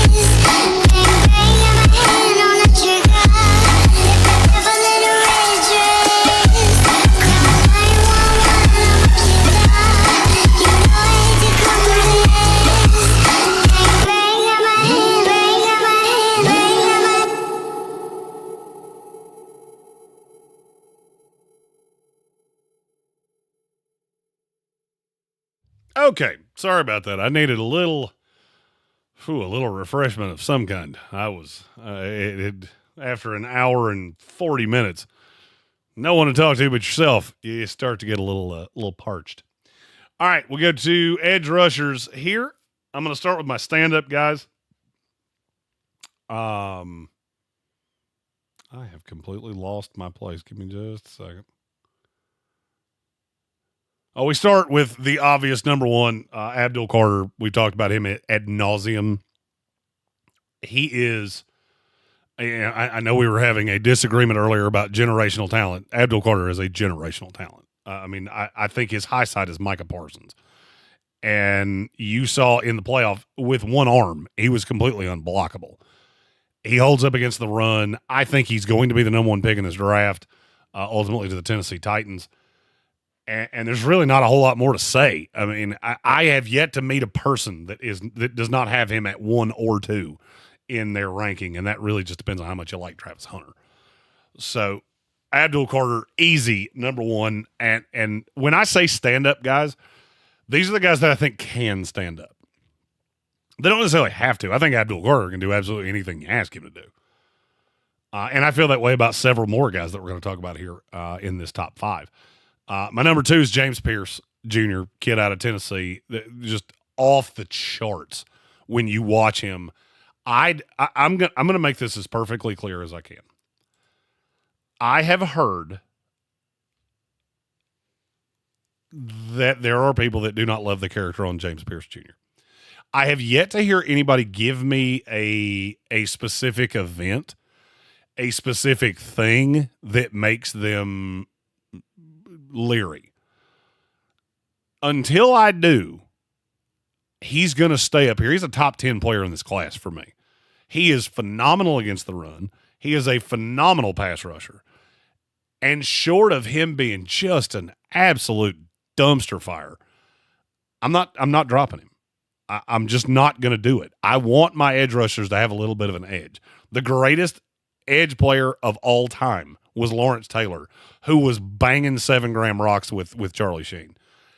Just going to be honest with you, there comes a point where the talent's so good that unless you're a danger to other people, which I have never heard about him, I don't give a shit. I don't care. I don't care if he's not fun to hang out with and you don't want him coming to your birthday party. I just don't give a shit. James Pierce is an absolute dog. And if he gets past 12, actually I'll say 11. If he gets past 11, whoever takes him is the winner of the draft. Straight up. This has Warren Sapp written all over it to me. Of teams want him, and so they're floating shit out there that's just not true. And when we get the FBI guys involved, and every team has one, you're going to figure out there's nothing here. I think. I don't have my own FBI guys. I do have guys at Tennessee, and I can tell you I've never heard a bad word about him. So take that for what it's worth. And I have James Pierce not far behind Abdul Carter. That is how highly I think of him. My number 3 stand-up edge, Mike Greene out of Marshall. There are rumors about why he left Virginia. I don't know why he left Virginia. I don't know why he was completely irrelevant at Virginia. I think there was definitely the coaching staff he played for is not the one that recruited him. And I think he had issues with the coaching staff. That doesn't make you a bad guy. It just makes you a bad fit for where you were, because nobody at Marshall has anything bad to say about him. Charles Huff loved him. And that was with Charles Huff having all the issues that he had. I don't care. He's an absolute bulldog. I think he comes into the league. I think he holds up well enough against the run to be a 3-down guy immediately. I could see him going as high as 8. I don't see a path he slips past 20. And that was just a random number that I said. I don't see him falling past that run of teams that need pass rushers. If he gets by the Atlanta Falcons, they did it wrong. Because I would take him ahead of literally every edge player other than the 2 I've already said. Then our final 2 in the standing edge, and yes, standing edge is really, really good. And I have these 2 evaluated pretty damn close to each other. Donovan Ezeraku and Princely Umanmielen from Ole Miss. There's a lot of love or hate to Umanmielen, and I don't understand the hate. If you can watch the Ole Miss tape and not be impressed, I don't know exactly what it is that you need. Ezeraku was the best defensive player in the ACC this year. And that was on a team that sucked defensively. There are no buts with Ezeraku. He's just that good. And if he had played at Georgia or at Alabama, I think he would be a top 15 pick. The fact that he's stuck at Boston College is probably going to cost him some dollars, and he's going to be an absolute phenomenal player for whoever takes him. And just, I want you to remember that I said this. Watch out for the Baltimore Ravens, because that is the kind of guy that falls right in their lap, and they turn into a fucking all-pro. And they have really good contacts at Boston College. There is a reason they loved Zay Flowers more than everybody else did. Just keep it under your hat. I love Donovan Ezeraku. I love Princely among my land. There are a lot of edge guys in this class. I'm just looking at the rest of the list, and there are so many guys. One that I saw, and now I don't know who said it now. Gomaha. Savion Jones, he's a guy I really like. Edge rusher will be very high on my list of deep dives. Those are about an hour long, and I can get into more guys, but Savion Jones, you don't have to wait long. And you will be able to see him up on the website by the end of the day of where he launched in among my stand-up edge guys. Okay, now we go to hand in the dirt, hand down edges. This is a considerably thinner class to me. Mikael Williams is my one. I think he is a 4-3 defensive end because Kirby Smart has used him that way for the better part of the last 2 years. You keep telling me you're going to stand him up, but then you never do it. There's a reason that you never did it. I am not as in love with him as a lot of other people are, to the point that I have Jack Sawyer just fractionally behind him. Mikael Williams is a 9, Jack Sawyer's an 8-8. And it's raw talent on Mikael Williams and what he could be, not necessarily what I've already seen him to be. Jack Sawyer is the exact opposite. I have already said, and look, Bill Workman can attest to this, Tank can attest to this. It's not the run through the national title. I have long thought Jack Sawyer was the most underrated player in this draft class because I can't figure out what it is that people don't like about him. He wins as a pass rusher. He holds up against the run. His run stop rate's not necessarily as high as you would like it to be, but you just look at what he's done over the course of the last handful of years at Ohio State, and he just jumps off the tape. Much more than the guy I have at 3, which is JT Tuamalo. I like Tuamalo. I don't love him. I like Jack Sawyer exponentially better. JT's a better run defender. He's not nearly as good a pass rusher. And so if you're looking for a 3-down guy, I understand how you could take JT Tuamalo in the second round. I can't fathom how anybody would take him in the first round because I just don't see a first-round talent there. You know, his pass rush win rate was 12%. That's not great. There are teams that are going to evaluate him as a first and second down player exclusively because I don't know that you can even have him on the field. I don't think he's that good. And that was in college. So now you think the talent around him, the talent discrepancy around him is going to get better. And all of a sudden, I'm trying to figure out how I want to say that. Right now he's been playing at Ohio State where the talent around him is just better than every team they play. That gap is going to bridge in the NFL, and all of a sudden you think he's going to get better? I don't buy it. I think he's a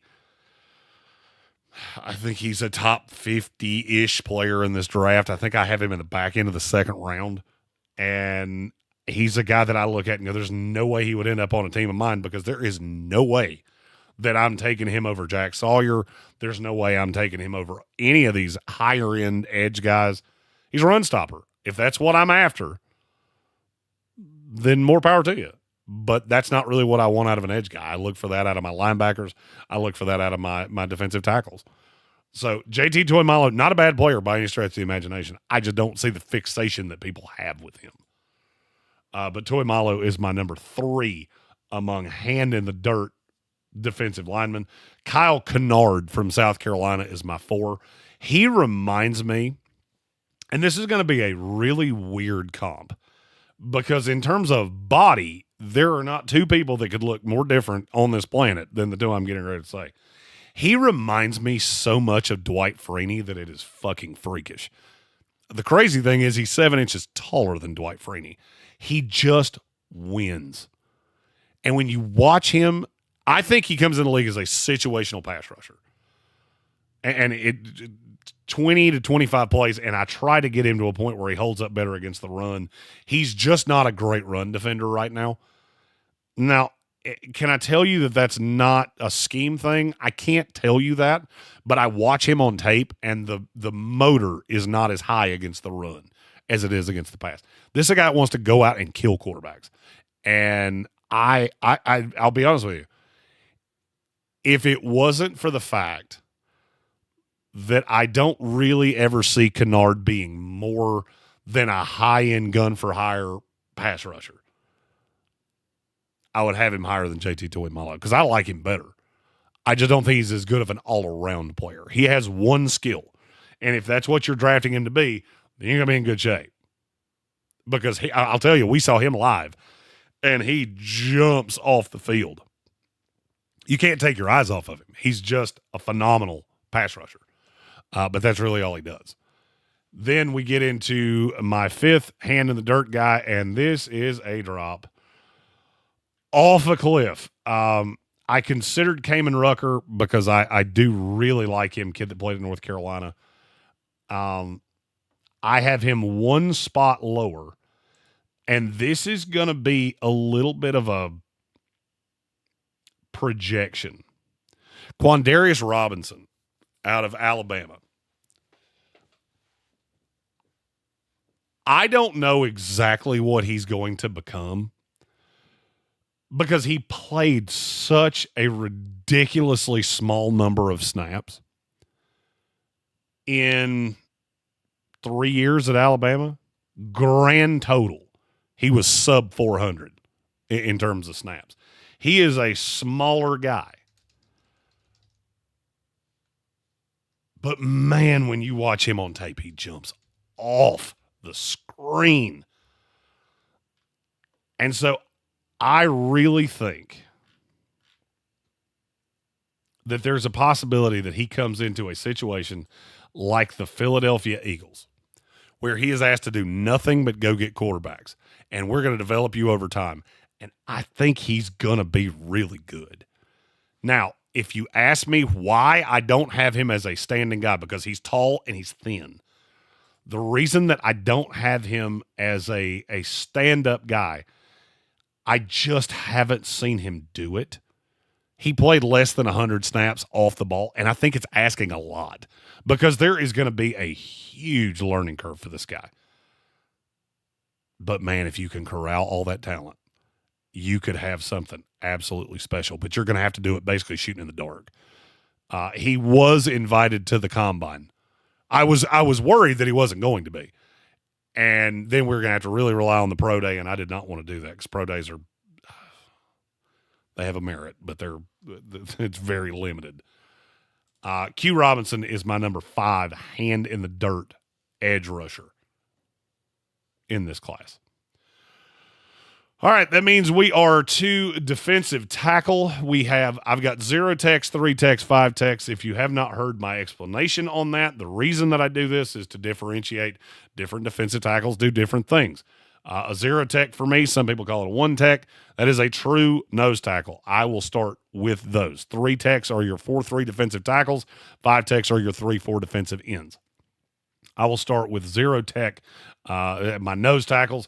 My number 1 is Kenneth Grant. I have right at a fringe first-round grade on him. I think he's a really special player. I also think he is very, very scheme-specific. I want to be able to use his size. I want to be able to use his ability. No guy that big should move the way he does. But there are limitations in his game. Right now, I think he is a high-level athlete. You also have to remember that Mason Graham was on the inside of him, and that covers a lot of deficiencies. I think he can develop into a good pass rusher. He did not have to because he had Josiah Stewart and he had Mason Graham. I think he could end up being one of the steals of the draft, but he's also one of those guys that got to get really nervous taking in the top 20 because I want you in a very specific role, especially early on. Chris Jenkins from the Cincinnati Bengals. It's not a great comp because I think Kenneth Grant's a better player, but there is a possibility that he comes in the first year, and it's kind of the same thing of you just don't see much from him because you have to teach him how to be exactly what you want him to be in the NFL. I want him to be a true nose. I think he is a really good run defender right now with flashes of pass rusher. I want to see the pass rusher get better, and I think that's going to take some time. So my number 1 zero tech is Kenneth Grant. My number 2, and I want this kid to be better than he is because I go back to that 2023 tape when he was just intoxicating. It's Dayon Walker from Kentucky. I'm giving every player at Kentucky a little bit of a blip year because last year was so bad. The difference with Dayon Walker is that he is one of the few guys that comes in at this size. And look, he's 345 pounds minimum. I think that's what he's going to come in at the combine. I don't remember exactly what he weighed at the Senior Bowl, but I can tell you he gained weight over the course of the week. I think he can be a special player in the right situation. I'm also scared that he's going to go too high. One of my favorite fits for him is with the Carolina Panthers because I love the idea of having Derek Brown on the opposite side, on the outside of him, and allowing him to be a true nose and a 3-down nose because Derek Brown will cover some of his deficiencies. Look, he was not great against the run last year. Having Derek Brown cover some of those ills and repetitions, and that's a great place for him to get on the field pretty quickly. I love the raw of Dayon Walker. I also think there's a possibility that I like the player, and so I'm just completely ignoring some red flags. He's not a finished product. He needs a lot of work, but there's a lot of raw to really like there. He didn't jump off the screen the way I wanted him to in Mobile. My number 3, Tyleik Williams from Ohio State. This is one of the best run defenders in this class. He jumps off the screen as a run defender. He is borderline irrelevant against the pass. And I don't think it's going to get any better. He is a first 2-down player. But, man, if you're a team that really struggles against the run, he could almost single-handedly fix that by himself. Not everybody agrees that he's a zero tech, but I think he will be. I think he's going to play that Vita Vea role. And the hope is that, because I think he can be that good against the run. My hope is that he develops as a pass rusher as time goes on and eventually, like Vita Vea, can play a higher number of snaps. I have him lower than a lot of people because I don't know how high that snap count's going to be. He never played more than 645 snaps in a year. He only played 586 in 13 games this year. So that is scary to me to a point. But I do think as a developmental prospect that I can take in the second round, I know he has a role. I know I can use him off the jump. I just have to teach him to be a much better pass rusher as time goes on. Tyleik Williams is my number 3 zero tech nose tackle in the 2025 NFL draft. The next 2 are guys that I like, and then there's a lot of very similar players, and I'm talking about Jamari Caldwell, Yahya Black, Cam Jackson. All of those guys are pretty similar to me. I think they all have a role. They're all draftable. None of them should probably go before the 4th round, and none of them should last past maybe the end of the 5th. I just don't think there's anything special to them. My number 4, I like this kid, and the more I've watched him, I like him more and more and more and more. It's Jordan Phillips from Maryland. This kid's really, really young. One of the younger players in this class. 6'3", 320. I think there's so much more that you can get out of him.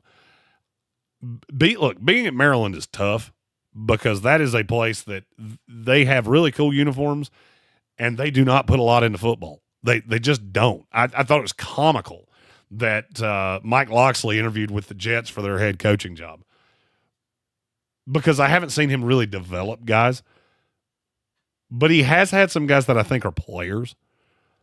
It's the exact opposite of what I say about Ohio State, about Georgia, about these highest end schools. I think there's a lot of raw clay here with Jordan Phillips. 10.5 pass rush win rate out of a 320-pound player that is so damn raw. That's pretty good. And one of the better games that I saw of him was against Penn State. Yeah, Oregon, that tape's not one that you really want to hang on the refrigerator. But there's a lot about this kid that I like, and I think he can be a nice developmental piece late in day 2, early in day 3. And then a guy that I just feel like I'm going to argue, and I see these guys every single year. We're going to argue about this kid. It's Nazir Stackhouse. I can't figure out what the hate on him is, because I hear him way deep into the latter part of day 3, and to me that's just dumb. The kid's not a pass rusher, and he's probably never going to be. But if you like Tyleik Williams, I don't really understand how you can not like Nazir Stackhouse. He's a first 2 down nose tackle. I think he actually could play 3 tech as well. And so there's a possibility that you can use him in fluid fronts. I love how strong this kid is. I love the discipline that I see out of him in the run game. You just have to know he's not a pass rusher. He's not a pass rusher. He's never going to be.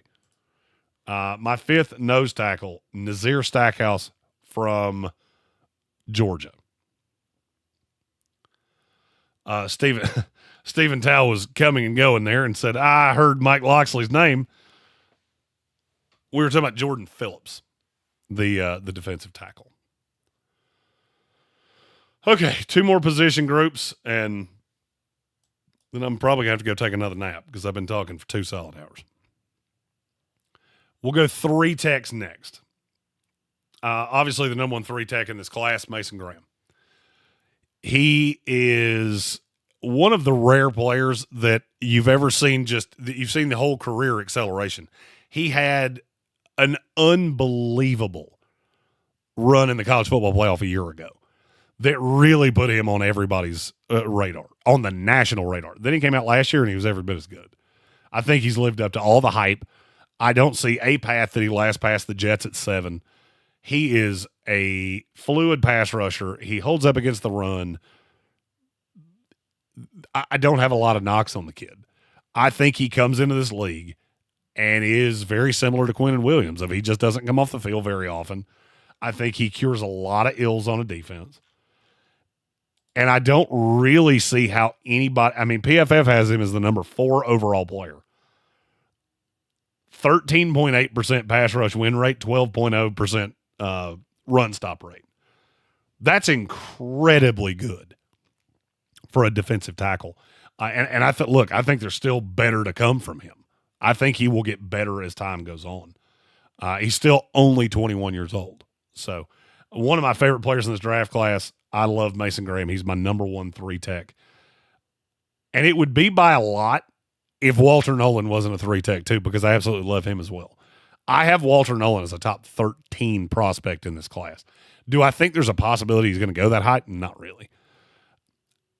He had a great week in Mobile, and a lot of the scouts loved him. One of the things that we're always going to come back to is, why were you not better at Texas A&M? What changed? And I've yet to really hear a good explanation on that. My fear is that some teams are going to look at him as a one-year wonder. He is phenomenal against the run right now. I think he's got all the tools to be a great 3-down defensive tackle in a 4-man front. I would love for the New York Jets to wind up with him, because I think he and Quinnen Williams next to each other would be a lot of fun.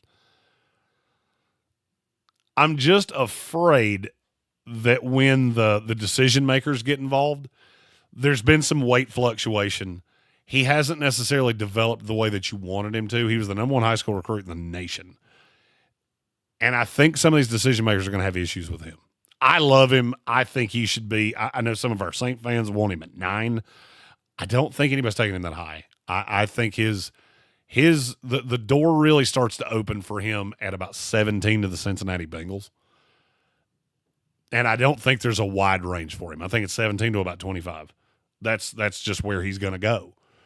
I don't know that he tests tremendously well. If he does, then this could all be a moot point, because I think the raw talent is enough for him to go in the top 10. But there are enough yeah buts that I've done this too many times. These guys get pushed down from where they should be. He surges from the Senior Bowl. As time goes on, you start watching more and more of the tape. You're going back to the Texas A&M tape. Wasn't great. And he winds up in that mid-first round range. I absolutely love Walter Nolan. I'm glad that he jumped off the page at the Senior Bowl, and people are starting to see what I have seen in him for quite some time. My next 3-tech defensive tackle, TJ Sanders out of South Carolina. He had a great week in Mobile. And I think now he is not the secret that he had been. This kid can really win from the interior. It is, and I say this with every one of these South Carolina guys, it just blows my mind how often I see that logo between TJ Sanders, between Kyle Kennard, Tonka Hemingway, Demetrius Knight, O'Donnell Fortune, Nick Emanwari. That's a lot of talent on one defense. And so you do kind of wonder, would they have been as good in a vacuum? Then they all shine nicely during the postseason experience. I like TJ Sanders a lot. I think he is a true 3-down defensive tackle. I also think there's no possibility that he's going to last past 50. And he's not going to be sexy. He's not going to be one of those guys that, teams are screaming, we won the draft because we took TJ Sanders, but the scouts are going to be sitting back going, you won more than you think you did. My number 4 is Omar Norman Lott from Tennessee. He is the definition of a specialist. Really low snap counts. Has never played more than 235 snaps in a season. Really good pass rusher. 18.9% pass rush win rate. He has to learn to hold up better against the run. I think it is that Tennessee just rotates so many guys that he became a pass rush specialist. Also got injury issues with him. He got hurt in Mobile. He did come back. And I was glad to see him come back, because I was afraid that all the good he had done was going to be unwound by another injury, another nagging thing for Omar Norman Lott. He is my number 4, 3-tech defensive tackle. And my number 5 is Shamar Turner from Texas A&M. Do not confuse Shamar Turner and Shamar Stewart. Shamar Stewart is the one that we will talk about in 5-techs momentarily, that went to Mobile and absolutely wrecked people's souls, and everybody kept talking about him.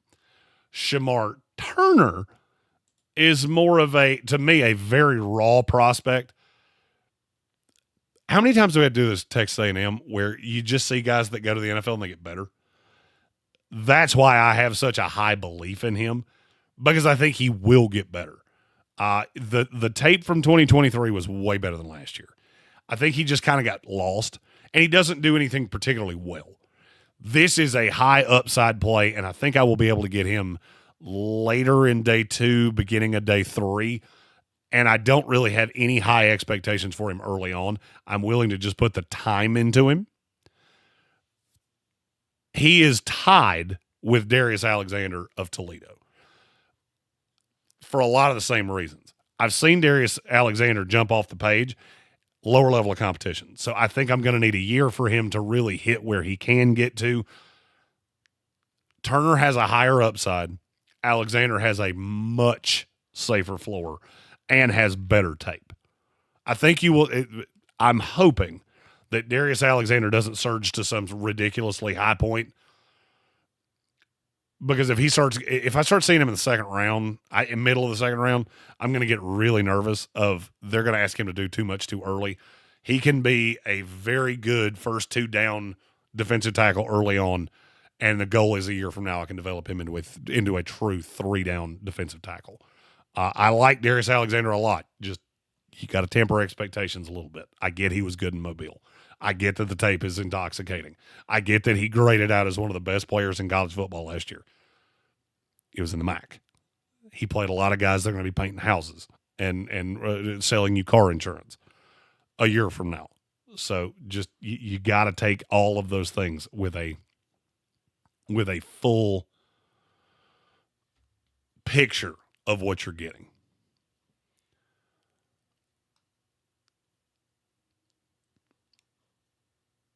All right. That takes us through our 3 texts. Now we get 5 texts. These are the 3-4 defensive ends, and I'm not going to lie to you. The first one is one of the hardest evaluations that I've had of a player all year because I think he is a hands-down edge, but he bulked up at Texas A&M to such a point. It's Nick Skirton. He wasn't as good at A&M, and he wasn't as electric at A&M. I will be really curious to see what he weighs in at the combine. I will be curious to see what kind of information he has gotten because I think 280 is too heavy for him. He played about 260 at Purdue, and at 260, he's a hand-down edge, 4'3" guy. I think you'll see that burst come back, and if that's what he weighs in at, I will move his position. He was so big last year, I can't unsee that. And I don't know if that was him wanting to play heavier. I don't know if that was A&M wanting him to play heavier. A&M had a lot of guys on that defensive line, and they were all big. So it could be A&M. This is a tentative. I do like Nick Skirton. I think he's a borderline first-rounder as a 3-4 defensive end. I think he's about the number 20 player in the class as a 4-3 defensive end. Something to watch as we go into the combine season. My number 2, 5-tech, Shamar Stewart from Texas A&M. He is a freakish marvel of human beings. Why do I not see that on tape? He went to Mobile and absolutely destroyed people. Was incredibly impressive. But why do I not see it on tape? And I never do. Ever. I mean, over the course of his entire career at Texas A&M, I never saw that player consistently. I'm afraid he's now going to go drastically higher than he should. I do not like him in the first round. I want him in the second round. And if you're going to take him in the first, that's fine. That's too rich for my blood. He had 4.5 sacks in 3 years. That's not good enough to be a first-round pick to me. And I understand he's young. I understand that he is raw and that there is a ton of freak potential in him. There is also a lot of bust because I've seen a lot of guys that use athletic ability. They never really develop into that player. And you just constantly wonder, where did that freak of nature go?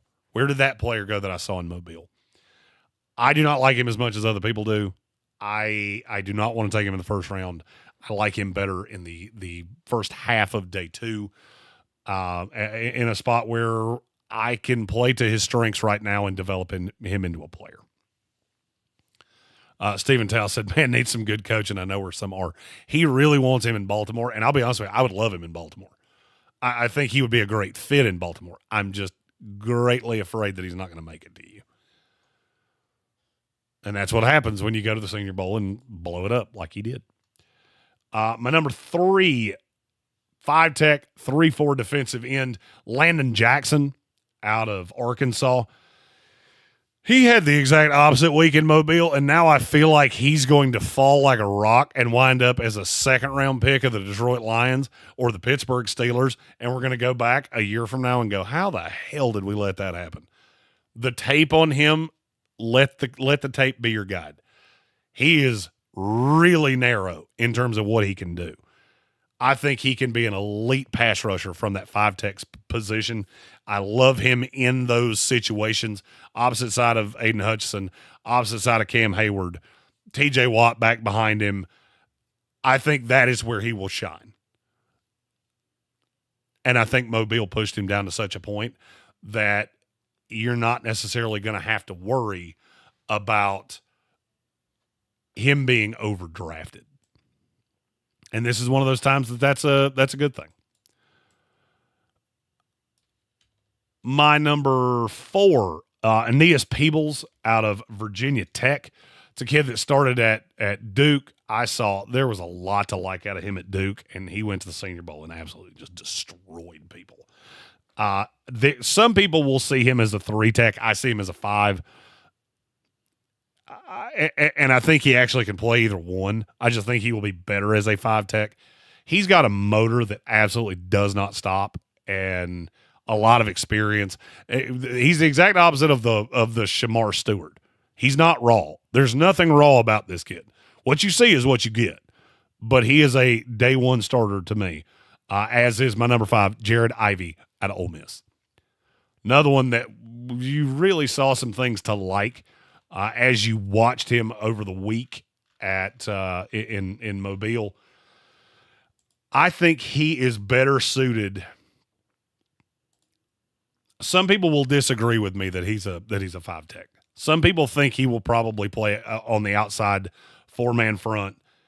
At 285 pounds, it's just really hard for me to believe that. He's so fucking big. And he's not crazy athletic. That's the kind of conversion player that I'm looking for, because I think he has enough moves that even though he played a lot outside the tackle, I think he will benefit playing inside in the NFL. I could have that completely wrong. And if I do, that would be my number 5, would be Jordan Birch from Oregon. All right. There's our top 5s, every position group in the 2025 NFL Draft. We did offense yesterday, defense today. We also did an hour-ish of questions to start with. I'm tired. I'm tired. I'm used to having somebody to talk to, and I don't for these. So I will be back tomorrow. I'm not 100% sure what we're going to do draft-wise tomorrow.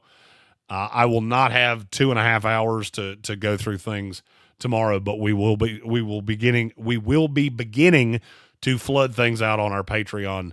All the position rankings will be up on the website. We'll continue putting out the 3-round mock drafts. We already have Tennessee and Cleveland out. We'll have New England, the Giants. I'm trying to remember the 4 I'm putting out today. The Giants, New England, Jacksonville, the Raiders. And then we will start tomorrow with the Jets. So look for those. NFLDraft.net, your one-stop shop for all things NFL Draft. A lot of things are going to be flooded on the website. It's one of the reasons we've taken so many days off here to get reacclimated after the football season, get our heads right. Tank's getting some much-needed rest, only having to do the morning show. Still having to get up at 2:30 in the morning, but he is home by about 11 o'clock every day. So we will be good and rested for when we return with the ESPN Radio Show on Tuesday of next week. I will continue doing lives in the spot where our ESPN show usually lives. Get in all your ESPN draft questions or NFL draft questions at NFLDraft.net so I can do those in the place of our ESPN Radio Show. There is a contact us button on NFLDraft.net. It's super easy. I got a slew of questions yesterday. I'm sure we'll do a little bit of Mullet's mailbag tomorrow. It's draftmas season. I'm happy it's here. I'm excited it's here. My sleep schedule goes all to hell. GG Gambling. Good call. Can we do another fan mock draft? That's actually what I was planning on doing tomorrow. So I will put that out on the Patreon. I will give the people on the Patreon the opening chance to take teams.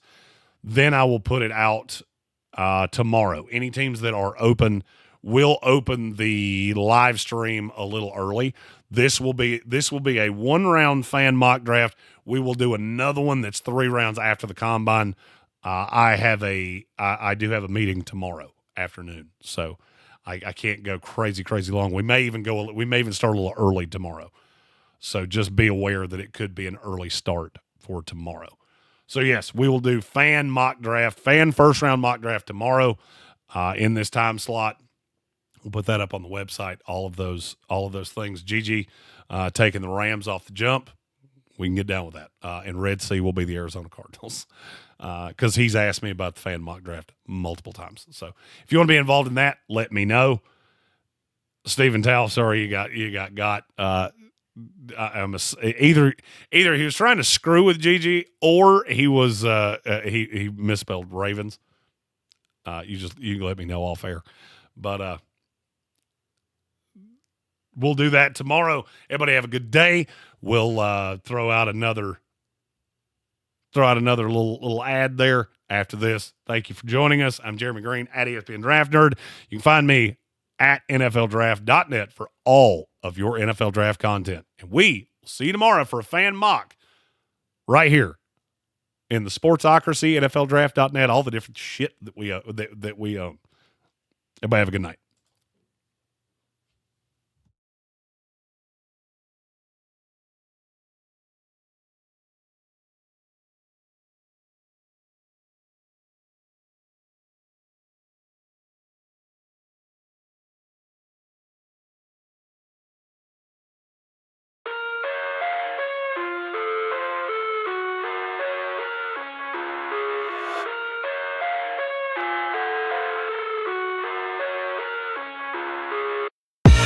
I live inside my own world of make-believe. Kids screaming in their cradles, profanities. I see the world through ice covered in ink and bleach. Cross out the ones who heard my cries and watched me weep. I love everything. Fire spreading all around my room. My world's so bright, it's hard to breathe, but that's alright. Hush.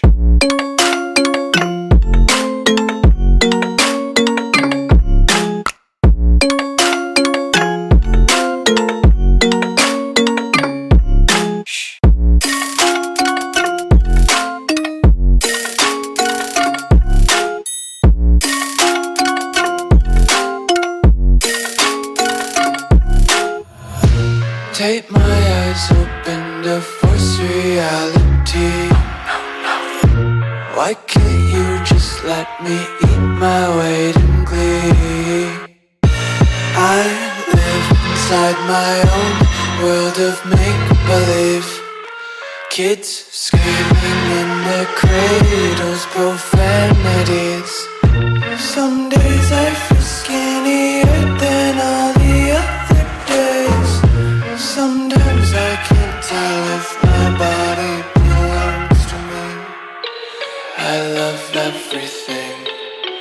Fire spreading all around my room. My world's so bright, it's hard to breathe, but that's alright. Hush.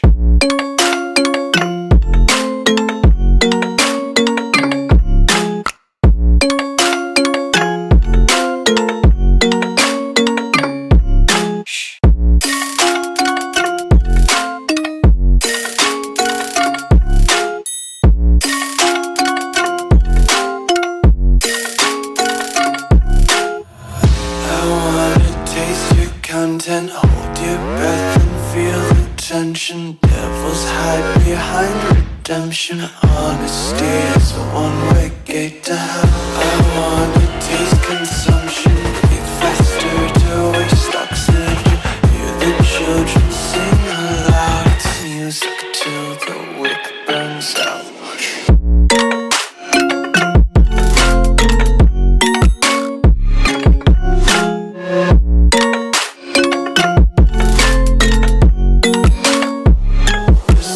Be carefree lately, yeah.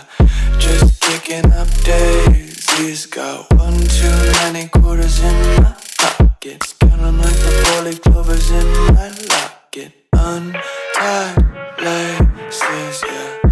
Just tripping on daydreams. Got dirty little lullabies playing on repeat. Might as well just ride around the nursery and count sheep.